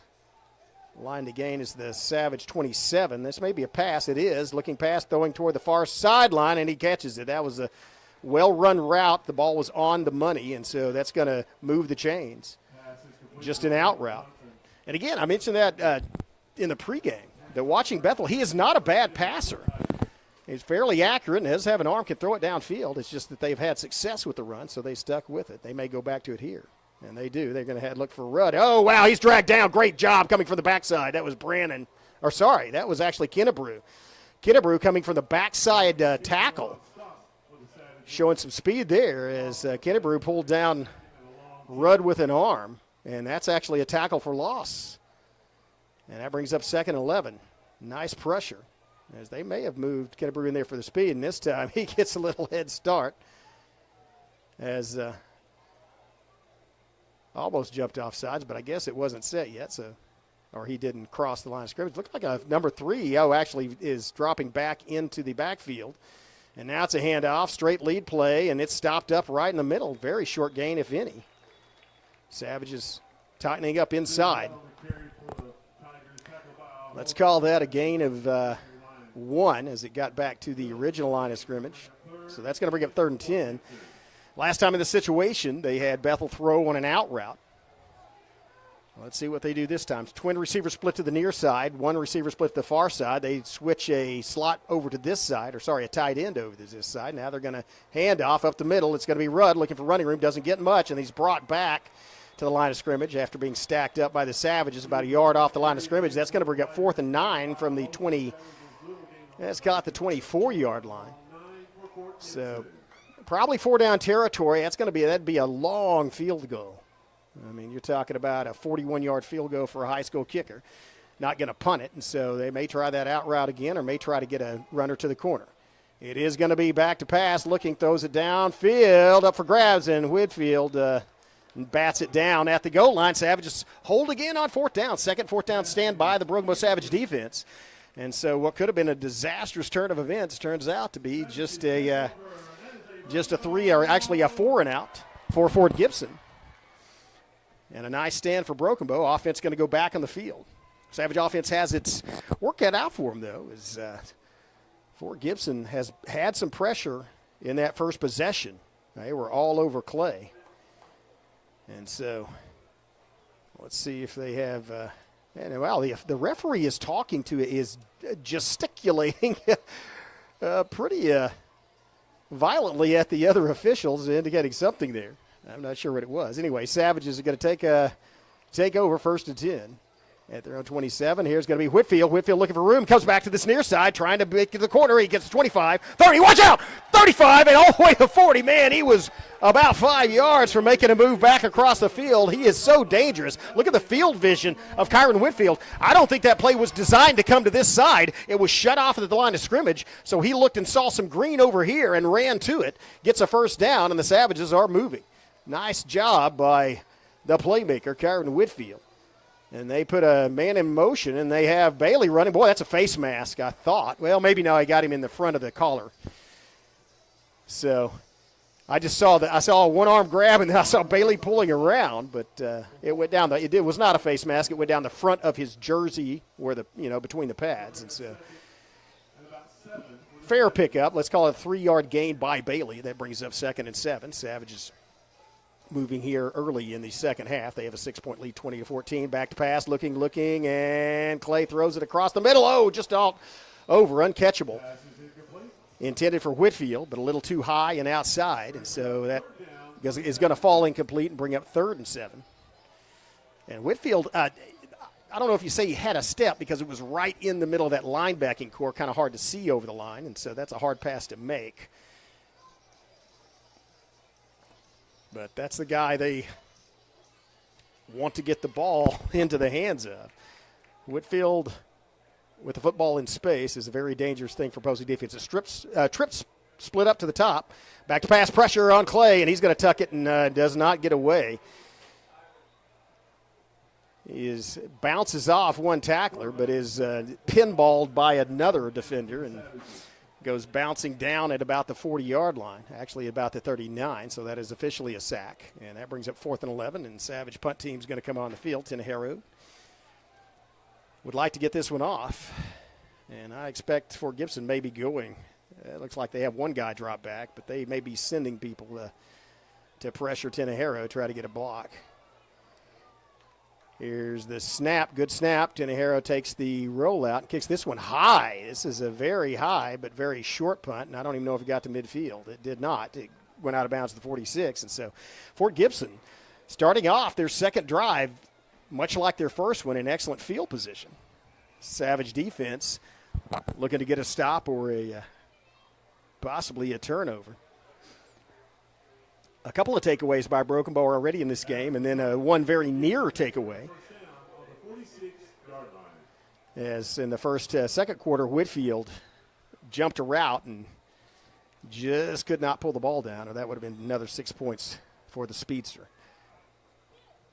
Bethel back, pro set, short pass, sideline, run after the catch. Forced out of bounds by Whitfield, but gets about 5. Let's see where they mark it. Forced out of bounds short of the 40, or yep, right at the 40. Gain of 6, let's call it 4. So just threw it the receiver open in space. Now twin split, or trip split tail to the near side. Here's a back, and oh wow, Rudd cuts back. Watch out, he's still going. It looked like Rudd was going to be dropped for a loss, and instead he saw some room, ran to the far side, picks up a first down for the Tigers. They do move the chains. They trail by 6, 20-14. Savages with the lead, 6:05 and ticking here in the third quarter here at Memorial Stadium. Homecoming night for Broken Bow. Bethel back with one back in the backfield. It is Rudd. He takes off up the middle. Wow, that was a big hole he had to run, and he eluded Tenejero, made a touchdown saving. Well, maybe not. Whitfield's still there, but there was a huge hole in the middle for Rudd to run through. And I said, he's not a small guy. He's like about 170, just a junior. So, but they have two good running backs. As McComb in there now, and they drop back, fake play action, and it's picked off! Watch out, Chase Anderson with the interception, 30, one man to beat, 40, 45, gets almost to midfield, and that's Chase Anderson. Great reaction by the outside linebacker as he read the quarterback's eyes. You could see it, got his hands up, pulled the ball out of the air, and that's a big, whoa, hang on. Well, there's a flag. Where that flag is, it's likely a block in the back by the return team, so they may move the ball back. It is unlikely to change the possession, however. Let's see what the call is. That flag came late, so very likely the Savages, again, it probably is against Broken Bow. It is on the return, and that happens often. You get an interception, and then everybody starts running the other way, and you just look for – these are defensive guys, so you're in a defensive mindset. You're not thinking, I got to block somebody. You're thinking, I got to hit somebody, and unfortunately for the Savages, that hit came in the back of one of the Tigers, so it will negate the return by Anderson, but not the interception. Savages still in pretty good field position at their own 39, and with new life, as that was a big momentum shift. Offense now has an opportunity. This is their third possession, and would like to get things going here in this second half. They have a 6-point cushion. They lead 20-14, but haven't started things yet. Now it's going to be just a keeper all the way by Clay. Watch out. He's trying to get to the side, gets to the 40, so a gain of about 3 before he's brought down. So that was a design keeper.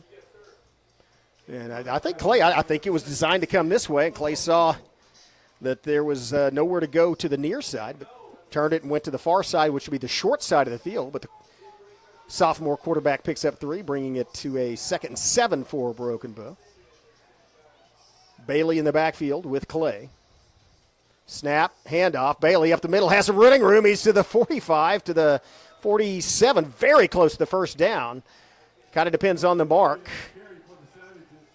And brings up a very short, either third and very short, and that is going to be third and very short or 1st and 10. Third and very short, so they're going to go once again, same formation. Whitfield and Tenejero split out the near side. Hard snap, hard count, try to get the Tigers to jump off sides. They do not, so now calling a different play. 13 seconds left on the play clock. Handoff, Bailey looking for keeper, and I don't think he got it. I think that was no gain. I think it's back to the line of scrimmage. Clay kept it. But that's going to bring up 4th down, and Savage is now likely to punt it. Yeah, it is, no gain. So Tiger defense holds, and Savage is now in their own end of the field will likely punt, but at least get an opportunity to pin the Tigers in their own end of the field. Of course, they started their other drives in the Savage end of the field, and Savage defense managed to hold on all 3 of those. Tenejero back to punt. And ball bounces well. It's a low snap, bounces off the ground, but he scoops it up and kicks it, and it goes out of bounds about the 30. Let's see where they mark it. Ball landed at about the 25, but, no, actually nice. Okay. I saw the side judge over there walking back. It was about the 30. So, actually, it wasn't to the 30. But it is in the Tiger end of the field, and so that's where they're going to take up their fourth possession. 3:20 left in this third period. Savages lead 20-14. And it's been a tale of defenses so far in the second half, with Tigers not allowing the Savages to get into their end of the field. The Savages holding the Tigers out of the end zone despite great field position. And make a good play on first down again, as that was Rudd trying to find yardage on the outside, trying to get to the boundary. Does not get there. Savages stop him after a short gain. Let's call it a gain of 2, bringing up a 2nd and 8. Tripp split out to the near side, and they flip the tight end over to this near side. So Power running, looking for the blocking, and he's knocked forward. He was tackled. He was tackled from behind by the Savages, but I think that was Cupid. It was Cupid. And again, you don't blame him. You got to tackle the guy, and you have to hit him to tackle and knock the running back forward about 3 yards there. So that winds up in a manageable third down. Let's call it 3rd and 3 from the Fort Gibson 39-yard line. So Bethel looks like he may be looking to pass. He has Rudd in the backfield with him. Twins split out to this side. 2 receivers to this side, a single receiver to the far side. Nope, handoff up the middle. Oh, a collision. And that was some hard hitting. It's enough for the first down. And I don't know, that guy came up from the secondary. Was that Nokum? Who was that? That was Champagne, and he's got a stinger. That was a collision between Jacob Champagne and Judd Rudd. Hard hitting going on there. Rudd gets enough for the first down, moves the chains, 1st and 10, and now it's him again. Oh, he's wrapped up by Quinlan Bailey in his own backfield. Tried to cut inside of Bailey, and then Bailey said nothing doing. Actually, I thought that was about a loss of about a foot. It was, so that's going to bring up 2nd officially in 11. Let's call it 2nd and 11. Nice play by Quinlan Bailey as the linebacker filled and did not allow the cutback to gain any ground. Now they have another running back. Yeah, wow, that's a stop after a gain of about 4. And so now that's going to be Macomb, number 15. Macomb's got some speed, too. Macomb's the one that cut it up the sideline and scored on the Savages on that. He just kind of went to the boundary earlier in the first half and managed to turn it up for and not really tiptoe down the sideline, just accelerate down the sideline. So you don't want to let him get up to full speed. And now back to pass, looking. He's throwing it way deep, and watch out, intercepted. No, unbelievable. And Frazier went for the ball, and the ball was not there. Wow, that was unfortunate for Broken Bow, as Frazier had position but unable to defend. And Savages give up a touchdown. It's a tie ball game, 20-20. 46.1 seconds left in the third period. And a big extra point coming up. Savages would like to block this, or an earlier one, actually on a field goal, it was a bad snap. And so let's see what happens here. Savages would like to see something bad. No good. Oh, this one is kicked. No good. Still a tie ball game. So both kickers, or both kicking teams, I guess, played tonight. And so it results in Savages get a break. See if they can take a little bit of momentum from that and turn it into an offensive score. 20-20 is your score, 46.1 seconds left, third quarter. We'll take a break and hear from our sponsors. Be right back. You're watching Broken Bow Savage Football on the Broken Bow Network. At McCurtain County National Bank, we are continually seeking ways to meet the changing needs of our customers. We offer a full range of services, such as free checking, online and mobile banking, as well as great rates on cabin and construction loans. We're providing results through better service while giving you a greater value for your dollar. Visit us on the web at mcnbonline.com. McCurtain County National Bank in Idabel, Broken Bow, Hochatown, and Valiant. There you see the Savage kickoff return team taking the field, and right there in the middle you see number 3, Karen Whitfield. Tinajero at the 25-yard line on the far side. And Sky Baker on the near side. And those guys, again, unlikely to kick to them. Normally the kicks lately have gone about, they've landed about the 40-yard line. One of them actually was fair caught by Rocky Baker over here on this near side. Let's see where this one goes. Well, same thing. I don't know if Rocky Baker again calls for a fair catch, and or did he? No, he can't do that. He did call for a fair catch and made the fair catch and then took off, but it's going to be a fair catch. And so, yeah, nice field position for Broken Bow. That's the second fair catch by Baker at about the same place, very near midfield. So Savages start up with good field position, need to try to take advantage of it. Tie ball game, and we are very close to the fourth quarter. 46.1 seconds left in this third period. Tied up at 20. Give you some other scores from around the district. Well, first of all, McCurtain County, Idabel was ahead of Valiant 28-0 earlier. It was Ada 42-0 over Medill. Man, wow, the Cougars stomping the Wildcats there. Close game at Hilldale. 48-0 final, Skip tells me, Ada over Medill. Savages need to score here and get this tie. Broken up. Oh, pass. Oh, was that caught? That was a nice dive. Did he bring it down? Yes, he did. Whitfield with a diving catch on the bullet pass, and that's a way to gain 6 yards the quick way. So let's call it 2nd and 4, as that was I think that was just a down and out. And now it's a handoff. No, fake handoff, play action, trying to get, is that Whitfield or Baker? That's Sky Baker. He gets it, but only gains about a yard or two. Very manageable third down, 3rd and short. Let's call it 3rd and a long one from Fort Gibson territory. Let's call it the 44-yard line officially. Savages need to get to the 43. This is just 3rd down, and that's going to do it for the third period of play. Savages are driving. They are in Tiger territory, and they will be there when we come back.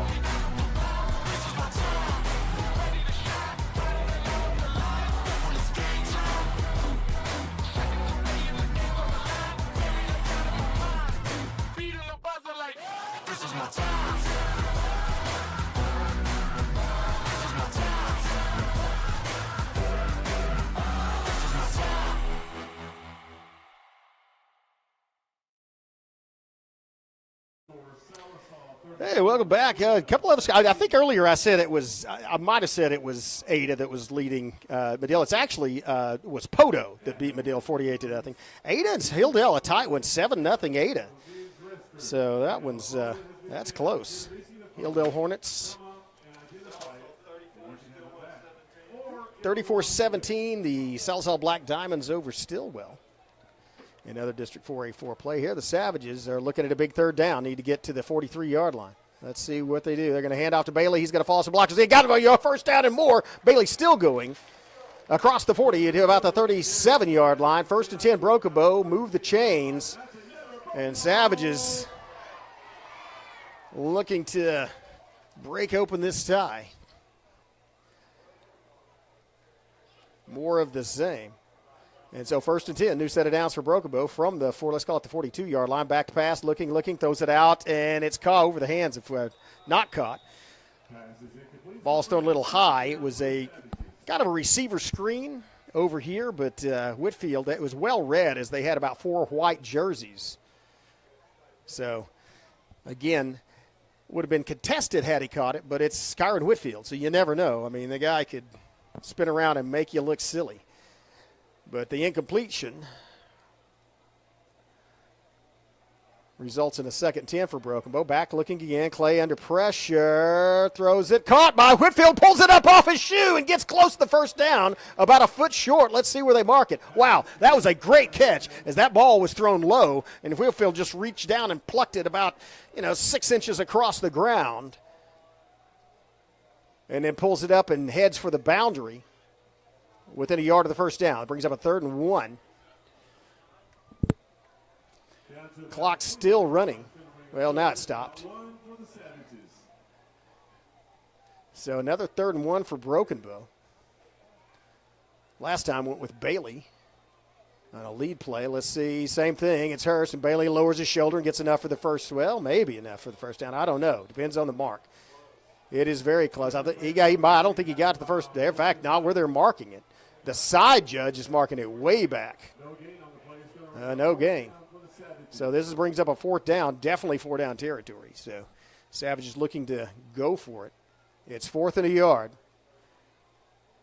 They are at the Tiger 29-yard line. They need to get to the 27.5, so a long yard. Maybe not the longest yard, but it may seem that way right now to the Savages. Let's see what's going on. 5 seconds on the play clock, 4 seconds on the play clock. Going to have to get it off quickly, and they do. Toss sweep. Whitfield, watch out.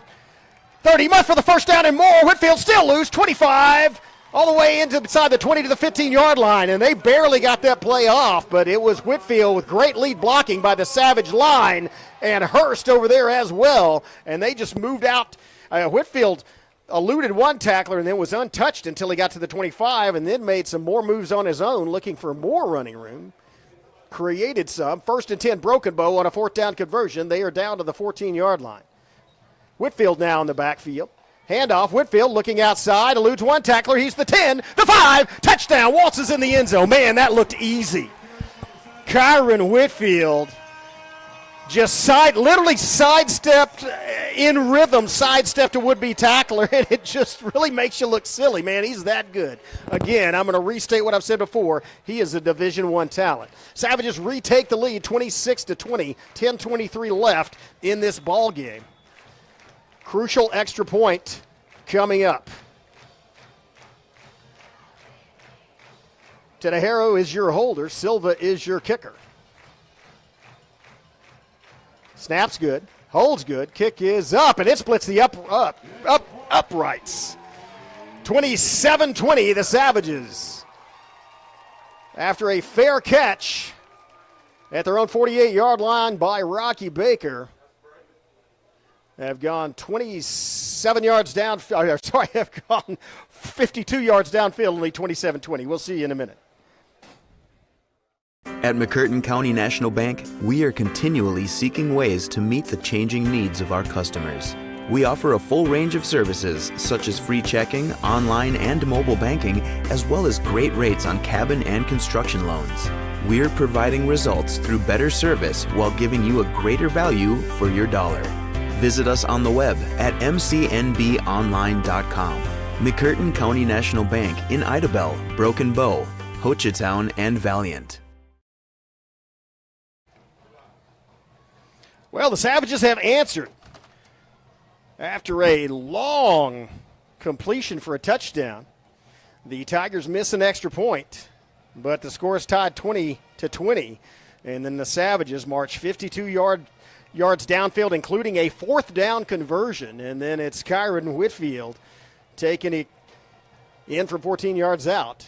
Extra point is good. 27-20, 10:23 left in this football game. Here comes the kickoff from Silva. Most of these have wound up about the 35-yard line. Let's see where this one goes, and that's exactly where it went. 36-yard line, coverage is there. Gets past, whoa, wow, that's Rudd, I think. Nope, there's a penalty at the very end of that play, so sometimes that's a block in the back on these things. Sometimes it could be a face mask or something. I don't know. Most often it's an illegal block. Let's see what it is here. No, but it is a face mask. It is a face mask on Broken Bow, and so that's going to move the ball to midfield. And so good field position for the Tigers. Savage defense going to have to try to hold them out. Of course, they started off this half with 3 consecutive possessions in their own territory that they managed to prevent any points from being scored against them on. So Savage defense doing pretty well tonight. It's going to be Bethel back in the backfield, has a single back with him. It's Rudd, handoff. Rudd looking to bounce outside. Has his legs taken out from under him. Nice tackle by Jace Anderson. Anderson broke down and did a smart move. I don't know if he intended to do it as a feint. Looked like he was going to try to go on the upper body, and as Rudd lowered his shoulders, then Anderson went down low and took his legs out. Nice job, and results in a no gain. I thought it was a loss, but it's no gain. 2nd and 10, handoff, Rudd, other side of the line, and gets more running room. Watch out, bounce outside. Watch out, it's just a race to the sideline. Whitfield makes a touchdown-saving tackle, but big gain, and I don't see any flags, so that gain is going to stand, and so that's Rudd running to the other side. He just bounced it outside off tackle and had running room. Eluded one Savage tackler, and so now it's the Tigers that are kind of knocking on the door, and here runs through the middle of the Savage line all the way to the 15-yard line. Once again, and Savage is looking like they need to catch their breath on defense as up-tempo offense, and they put McComb in as a back. Hand off McComb, and there was a little motion there. I think that's going to move him back 5. Yeah, false start on the Tigers, so that's going to help the Savages a little, not only by moving them back 5 yards, but getting the defense a chance to catch its breath, as they have been on the field for most of the clock in this second half. Tell you, it's also tough because they do have 2 good running backs in Rudd and McComb, and they switch them out, so they always have a pair of fresh legs or relatively fresh legs in the backfield. That's tough to defend against in the fourth quarter. That's kind of when conditioning can become a factor. Savages are in good condition, though. Let's see, back, looking to pass. He's chased out of the pocket, elects to run and gets positive yardage, but not much. Maybe a yard or 2. That's going to bring up a 3rd and about 5. Well, he fell across the 20-yard line, so yeah, 3rd and 5. Okay. So neither team has used a timeout. 8:55 left in the game. Savages lead by 7, 27-20. Send a man in motion out to the far sideline. McComb, handoff. McComb looking, overran the cover. The Savages overran the back, and he gets all the way inside the 10 to about the 5, and that's going to be where the Tigers will set up 1st and goal. Looked like a Savage was there, but overran McComb, and so could not make the tackle. Look, another quick snap, McComb, handoff, and they are just going pace. They're going up tempo, and he gets into the end zone, I believe. Yeah, he does. And that was just good running and good blocking by Fort Gibson, as they march down and answer the Savage touchdown with one of their own. Now comes another, again, a crucial extra point as they trail by 1. 8:35 left to go in this football game. Savages lead 27-26. And both teams have had some difficulty. Wow, that one splits the uprights, and that's going to be good, and that's going to be a tie ball game. 27-27 is your score. 8:35 left in this football game. We'll have some words from our sponsors, then be back with more fourth quarter action. You're watching Broken Bow Savage football on the Broken Bow Network. They've been supporting the Savages for a very long time. Bailey Lumber Company, a family-owned tradition in Broken Bow for over 80 years. Located just 5 miles east of Broken Bow, they're your go-to destination for all your lumber needs, with everything you'd expect from a big store, with the added charm of hometown service and competitive pricing. Need your materials delivered? Bailey Lumber Company will help you with convenient delivery options. Bailey Lumber Company, supporting the Savages.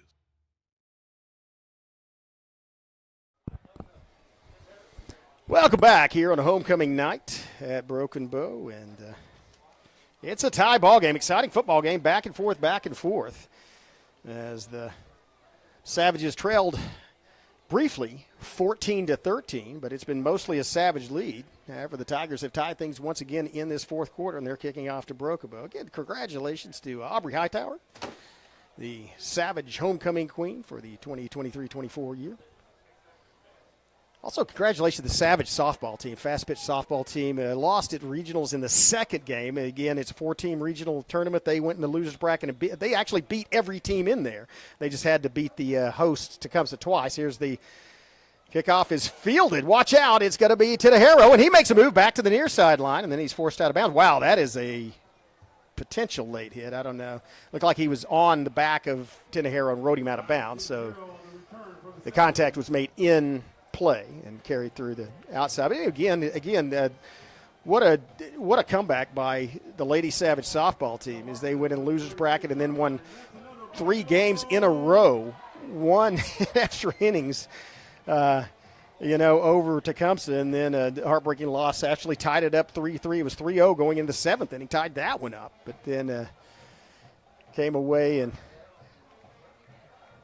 with a loss to Tecumseh, and so just a little bit away from state, but real proud of the way they played. Wound up winning a lot of games this season and showed a lot of heart along the way. Savage football team, 1st and 10 in a tie ball game from the 36-yard line. Clay back at quarterback, looking back to pass, looking, has some time now, by some more, and it's complete on the sideline. I think he got the catch. Let's see. Nope, incomplete. And I missed that. It was intended for Tinajero, and he dove behind the from my angle had the players on the sideline in front of him. So the ball was kind of not really on the money, but he was well covered by Fort Gibson, so he had to come back, and you have to throw that low and outside to give your receiver a chance to catch it. And that's what happened. Here comes Bailey. Bailey has some running room. Watch out. There's a face mask, and he's across midfield. Bailey's going to get a little tacked on the end of that as it was not unintentional, but he let go of the face mask, but did pull him down by the face mask. And so Bailey gets about 15 yards on the carry and is going to tack another 15, I think, onto it.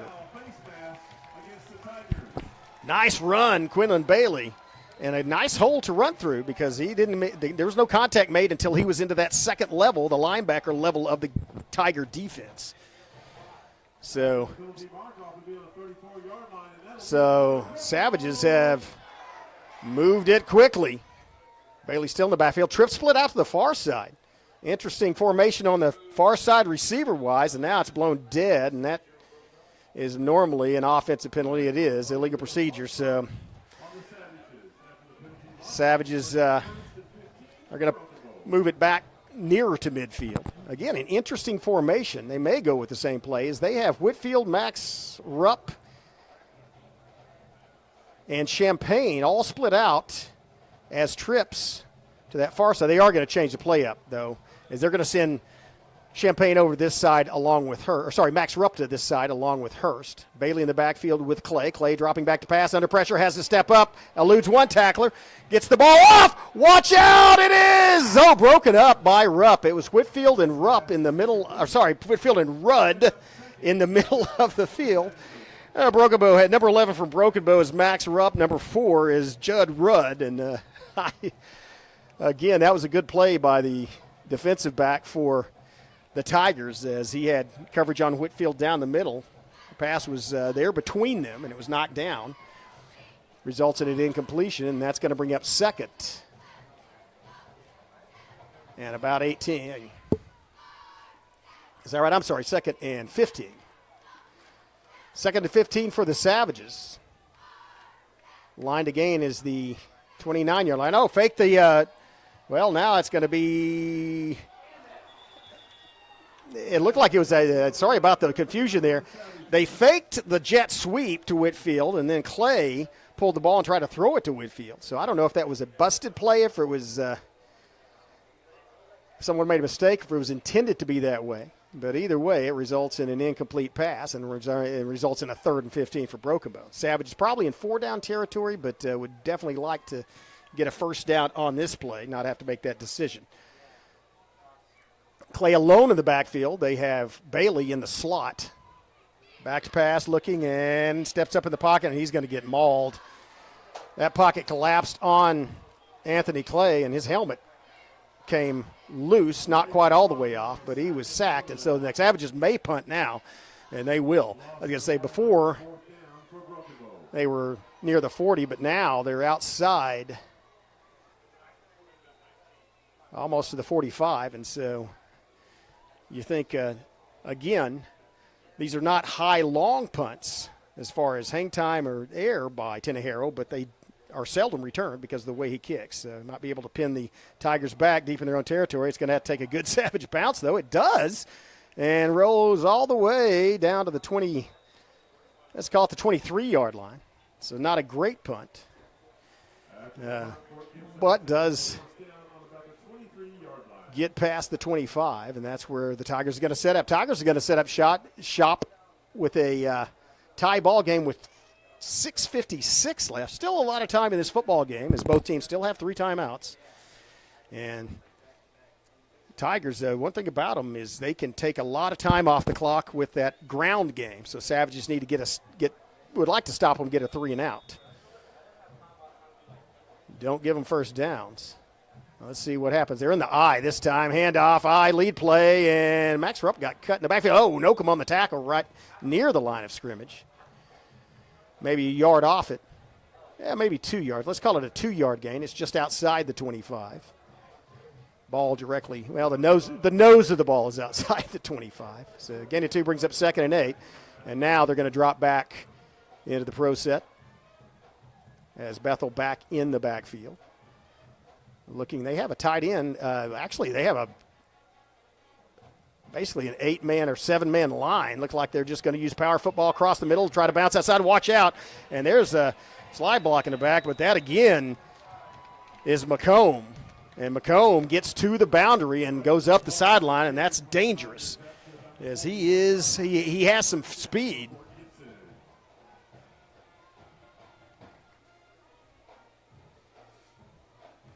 And so that's going to be a 1st and 10 at the 41-yard line for the Fort Gibson Tigers. Here's another handoff up the middle. McComb looking to run, has some running room. And then he's brought down again by a defensive back, but not before getting a gain of 4. That was Nokum with run support from his safety position. Again, but that's something coaches don't want to hear is defensive back makes the tackle. And here's McComb. Oh, this time, he's managed this. There's a flag, so this may be coming back. And McComb looked like he might have tried to get him around the shoulder pads. He got him around the neck. I think that's going to be an illegal block in the back or holding on because of where the flag is. The flag's on the line of scrimmage where the side judge is, and it is holding, and that's going to bring it back and move the ball back to about the 35-yard line. Holding against the Tigers. It's from the spot. Let's see. Yeah, it's actually going to move back to the 49, right? 48, 47, nope. To 36. So that's going to bring up 2nd and 15. Fortuitous penalty for the Savages. Here's back to pass. Watch out across the middle. And that was Tinajero on the coverage. Nice coverage by Tinajero. Had some company as well as Whitfield also coming across. And Nokum back there as well. Tried to catch the Savage defense looking for run support. And the secondary did a good job of reading that play and getting back in coverage. And that brings up 3rd and 15. Might expect a pass here as well. That out route came to mind that they converted last time. And scramble, pass, and incomplete. Bounced off the ground, and so decision time. This is probably going to be a punt. I don't know why you would go for it with this because it is a tie ball game. There's plenty of time left. 5:34. You have 3 timeouts. I think the Tigers are going to punt it again, but they probably won't punt it straight because last time they punted it to number 3, he put it in the end zone from 88 yards away. Kyron Whitfield back for the Savages to return this punt. At 32, at his own 32, I should say. Punt formation, and here's the side. Yeah, it's a high kick to the sideline and goes out of bounds.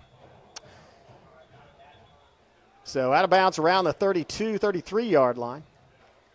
And so that's where the Savages will take over on offense. 5 minutes and 15 seconds left in this game. 27-27 is your score. The Savages have the football and maybe a little momentum as they have held the Tigers out of the end zone. Actually kept the Tigers from getting any points in the first 3 possessions of this half, all 3 of which started in the Savage end of the field. And so Savage offense now coming on. And I would say, again, say this more in college and certainly in pro. It's like, well, you give a chance to get the defense rested, blah, blah, blah. But there's a lot of two-way starters in high school football, and that's certainly true for the Savages and the Tigers. Here's Whitfield from the backfield, and he gets to the 40-yard line. They just handed it to Whitfield, using him as a running back. Why not? You need to get the ball in the hands of that guy, and so one way is just to have your quarterback hand it to him. Big gain. Let's call it a gain of 9. 2nd and 1 for Broken Bow. Whitfield in the backfield with Clay. Snap, Clay, handoff, Whitfield, looking to run, makes a bounce move, gets enough for a first down and more, all the way across the line to gain to about the 44-yard line. And that's our first down for Broken Bow, moving the ball, and they may have figured something out here. They've got a guy, you can't just run right at Whitfield and try to just knock him down in the backfield, because he can make a move, make you miss, and then be off to the races. Makes you think twice as a linebacker from the other side. And they actually have Bailey in at slot as well, using him as a lead blocker. And here's going to be a toss sweep. Whitfield looking to get outside, and now he's got to go the other way, reverses his field, and he gets tackled in the backfield. Man, I tell you, he is an exciting player to watch. Oh, and he is slow. I think he's just tired. He gets help from McDaniel and from Hurst, and it wouldn't have mattered, because I think that was going to be a penalty against Broken Bow. It is a holding penalty against Broken Bow, so maybe just as well that Whitfield was tackled and didn't exhaust himself by running 150 yards to get 10. I don't know if they'll. They did take the penalty, however, and so it's going to be 1st and 15. They'll replay first down, but from the 41. Well, no, maybe they won't. No, they are going to take the. Okay, so they're not going to take the penalty. I can't tell. I'm watching the referees. Okay, I'm watching the officials and the guy with the down marker. So they are going to take the penalty and replay the down. Okay. Move the Savages back to the 35-yard line. And so it's going to replay first down, but it's going to be from their own 35-yard line. The line to gain is all the way into the Fort Gibson end of the field at the 46. Bailey back again at running back, and he throws it. Oh, he has a man open. It's going to be Tenahara with the catch at the 30-yard line. What a rope thrown by Anthony Clay, as Tenahara had about 1.5 yards separation maybe from the defensive back, and Anthony Clay threaded the needle right into the hands of his streaking receiver. 1st and 10, Broken Bow. What a play. Man, that was a great pass and a nice catch by Tyron Tenahara. 1st and 10, Broken Bow at the 29-yard line of the Fort Gibson Tigers. 3:57 and ticking left in the ball game. Both teams still have all 3 of their timeouts, tied 27-27.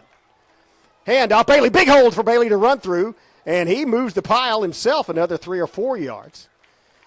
And so down to the 24-yard line. Let's call it a 2nd and 5.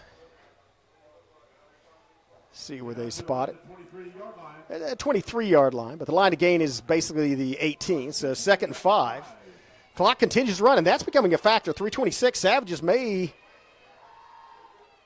be in no hurry, as we would like to score. Oh, and Hurst drops that one, and it may be better that he dropped it, as he was well covered and might have been dropped himself. What I was going to say, though, is the Savages may be content. They may want to run this clock down, where Fort Gibson, should they be forced with the decision to kick a field goal or go for it, Fort Gibson doesn't have any time left on the clock to score. It is a district game, however, so it would go into overtime. But Savages really just want to get it in the end zone. I mean, they'll take it now if they can get it. But 3:17 left, clock starting to become a factor. Here's a drop back. It's a throw to Tenahara. Watch out, 25. Gets past one. Tenahara to the 20 and tries to make a move. Nice tackle by Fort Gibson as they managed to get him down at the 20. So just short. That brings up 4th down from the 20-yard line. Savages at the 20-yard line of the Tigers. Tie ball game, 4th down. Big decision, and I think they may be going for it. That'd be, you're looking at a 37-yard field goal, and Savages haven't had much luck kicking, so I think they're going for it. So look at the formation. I believe they've got Champaign split to the far sideline. They have Tenahara to the near. And they're putting Whitfield in the backfield behind Clay. And they're going to call timeout and talk things over. We'll take one as well here from Evan Smalling State Farm Insurance, our timeout sponsor. Be right back. 2 minutes, 31 seconds left, tie ball game. See you in 15. Oh, no. Are you okay, Mike? Yeah, got a pretty big fender bender here. Don't worry. State Farm's got you covered. That's great to hear. Robin, what's going on? We're going to get you a tow truck, Mike. Thank you. Real fender bender going on. Fender bender. Fender bender. Fender bender. Fender bender. Everybody remain calm. No reason to panic. Go with the one that's here to help life go right. Call State Farm agent Evan Smalling at 580-584-7277.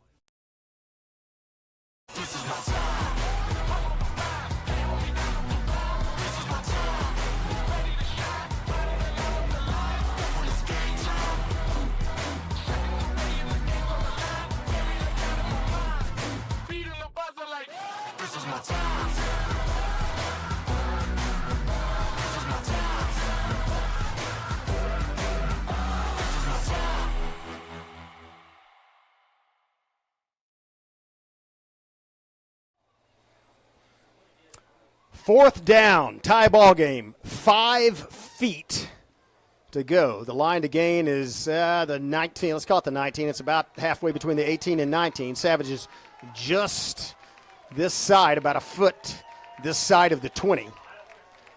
And looking at a huge defensive line. Let's see. Oh, they're going with the power formation. They have Whitfield in the Wildcat. Oh, well, snap, ball's blown dead, and that's going to be a false start on Broken Bow, so a mental mistake, and that is really cost them because that's going to move it back 5. Completely different look play-wise, as now instead of short 2 or long 1 yard, you're going to have to look at about 7.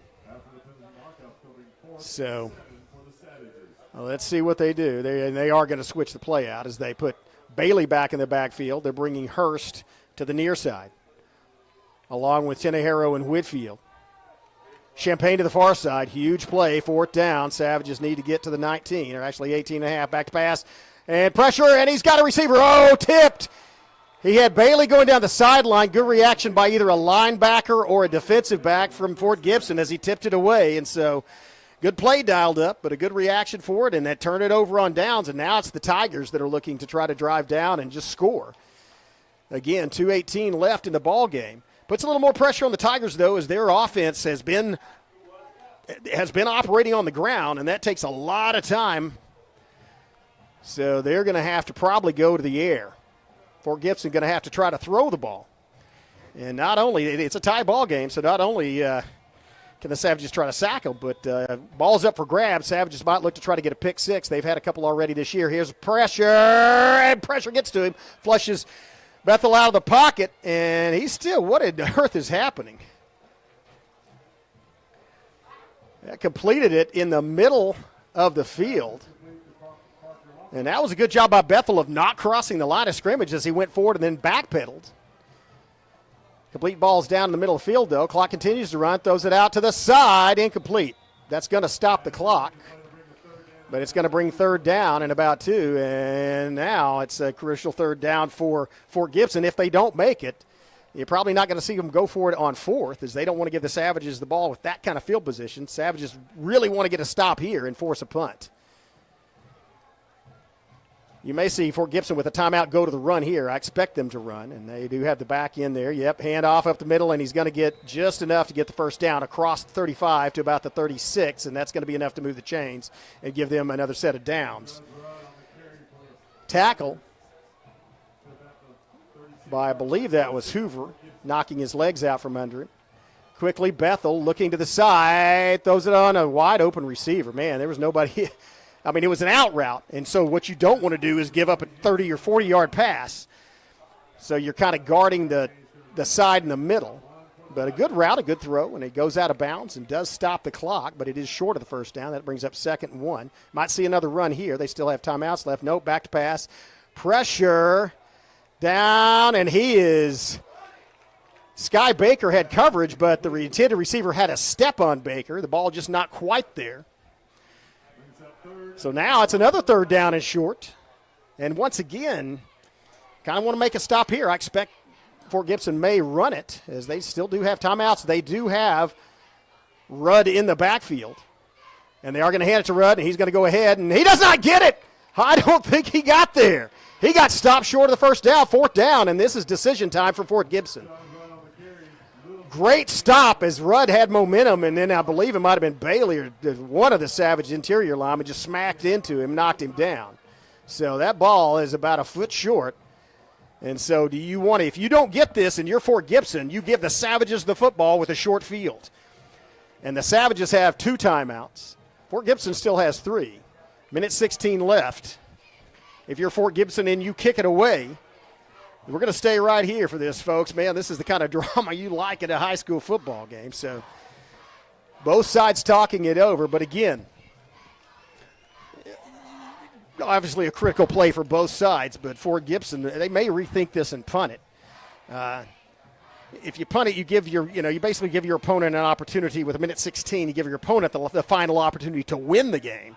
But if you go for it and don't make it, then you give them a much better opportunity with a very short field from 45 yards out. Main thing for the Savages is be disciplined. Don't jump off on a hard count. And I keep saying that. Savages have been done well. They haven't bitten on that all night.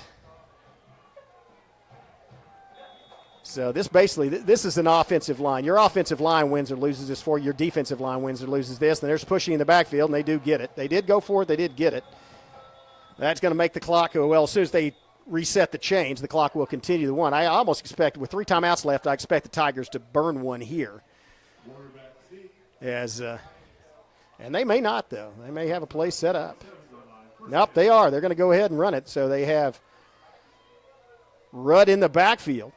And they flare him out. Though no, short. Watch out. Uh-oh, he gets loose. One guy left, and it's Whitfield that's going to have to catch him and bring him down, and he does. But now for Gibson, long play as there's less than a minute left to play, and they are inside. Oh, man. They are inside the 25-yard line, so close to field goal position. They're probably going to take a couple of shots at the end zone and then try to get to the middle of the field to kick a field goal. Watch out, Rudd up the middle, and Savages. Wow, that was a hard hit by Nocum. Cupid also in there with Hoover. Or sorry, that was Rocky Baker in there with Hoover. And timeout on the field. Again, stay right here. 39.1 seconds left. The Tigers have the ball. It's a tie ball game, 27-27. But Tigers now threatening as they have the ball inside the Savage red zone at the 16-yard line. 2nd down and 5. And I don't know. A lot of things can happen. And this is a tired Savage defense. They have spent most of this, the defense has been on the field most of this second half. They've done a pretty fair job, but gave up one long pass play. And I might expect they might go for that again. They may, again, go for a long post route. See if you can get the touchdown, and if not, run to the middle of the field and get a field goal. We'll see what happens. They have Rudd in the backfield, and they're going to go with the safe option. Rudd up the middle, gets down to the 10, and now, unfortunately, it's going to be just a matter of probably a couple of plays. Savages have to hold him out of the end zone, though, because you don't want to give it to them. You want to force them to kick a field goal. I don't expect him to throw the ball, though. I expect him to hand it to Rudd, and that's what they're going to do, and hope that he can drive it into basically extra point range. And that's what they're going to do. Rudd with the run to the middle of the field. That brings up 2nd and goal from the 5-yard line. Timeout on the field. We're going to stay right here. So 23.7 seconds left. And that's the Fort Gibson still has 1 timeout. So that's their 2nd timeout. Savages still have both, but that's almost academic at this point. I guess not quite, because if the Tigers do not convert, if the Tigers don't convert on this 2nd down, I mean, I'd expect them to go to kick a field goal. That way you still have a timeout, and if you have a bad snap, you can just fall on it and then take another attempt instead of trying to kick it. Savages really just need to keep them out of the end zone on this play, though. Bethel takes the snap, hands to Rudd. Watch out, he's going to get close to the end zone and diving, gets down to the 2, but he does get to the near sideline, so that's more of an angle. The ball, if it's spotted for a field goal, will be on the near hash mark. That is a harder kick, especially for a right-footed kicker to make. than if you're in the middle of the field. So they're going to call a timeout with about a second left, and then 2.5, and then they're going to send on their field goal unit. And so the game is kind of the Tigers. It's the Fort Gibson Tigers to basically win or lose, barring a miraculous block or something by the Savages. But it is from a chip shot range, but it is not a chip shot field goal. For one thing, you've got a 15, 16, or 17-year-old that's been there kicking it. And they already have missed one. And another actually missed a field goal and an extra point. And so it's chip shot range, but it is not a chip shot because it's not in the center of the field. It is on this near hash mark. 2.5 seconds left. Third down and goal. But I expect to see the field goal unit come on for the Tigers, and that's what's going to happen.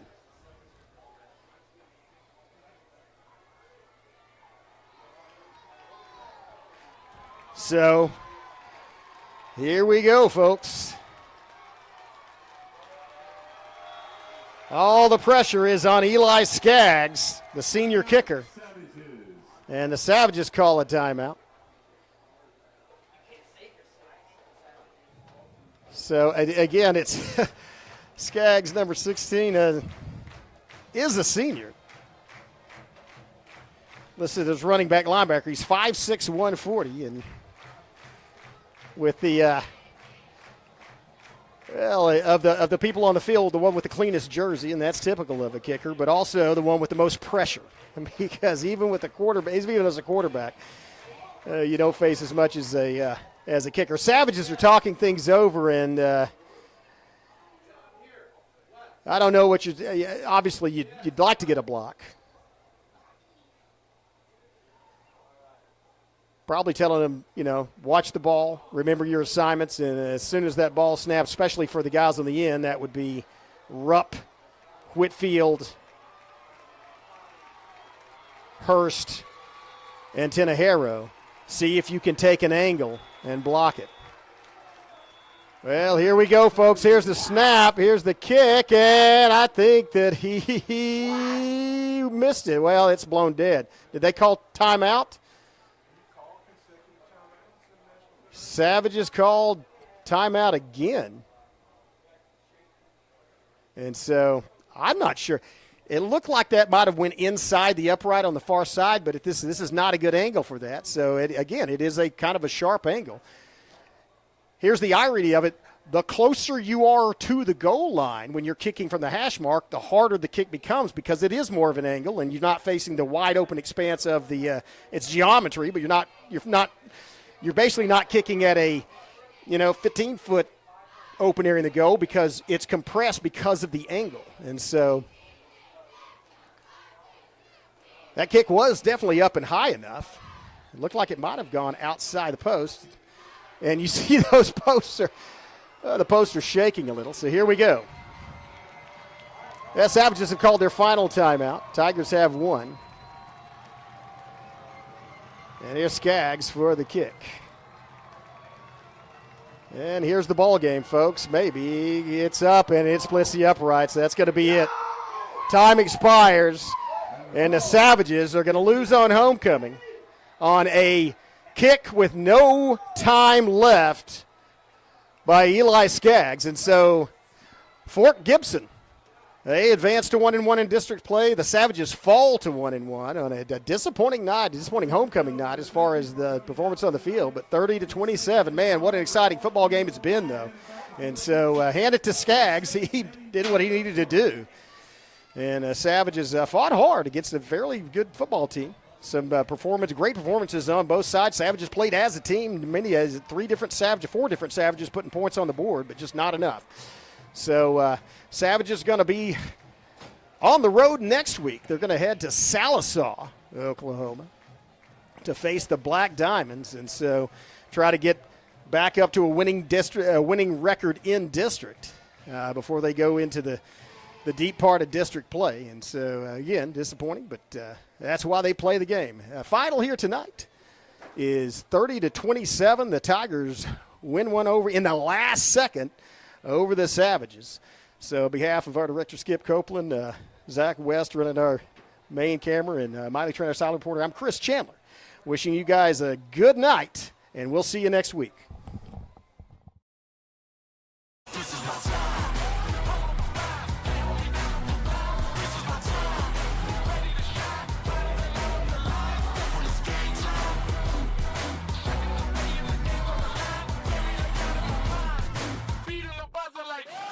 my time.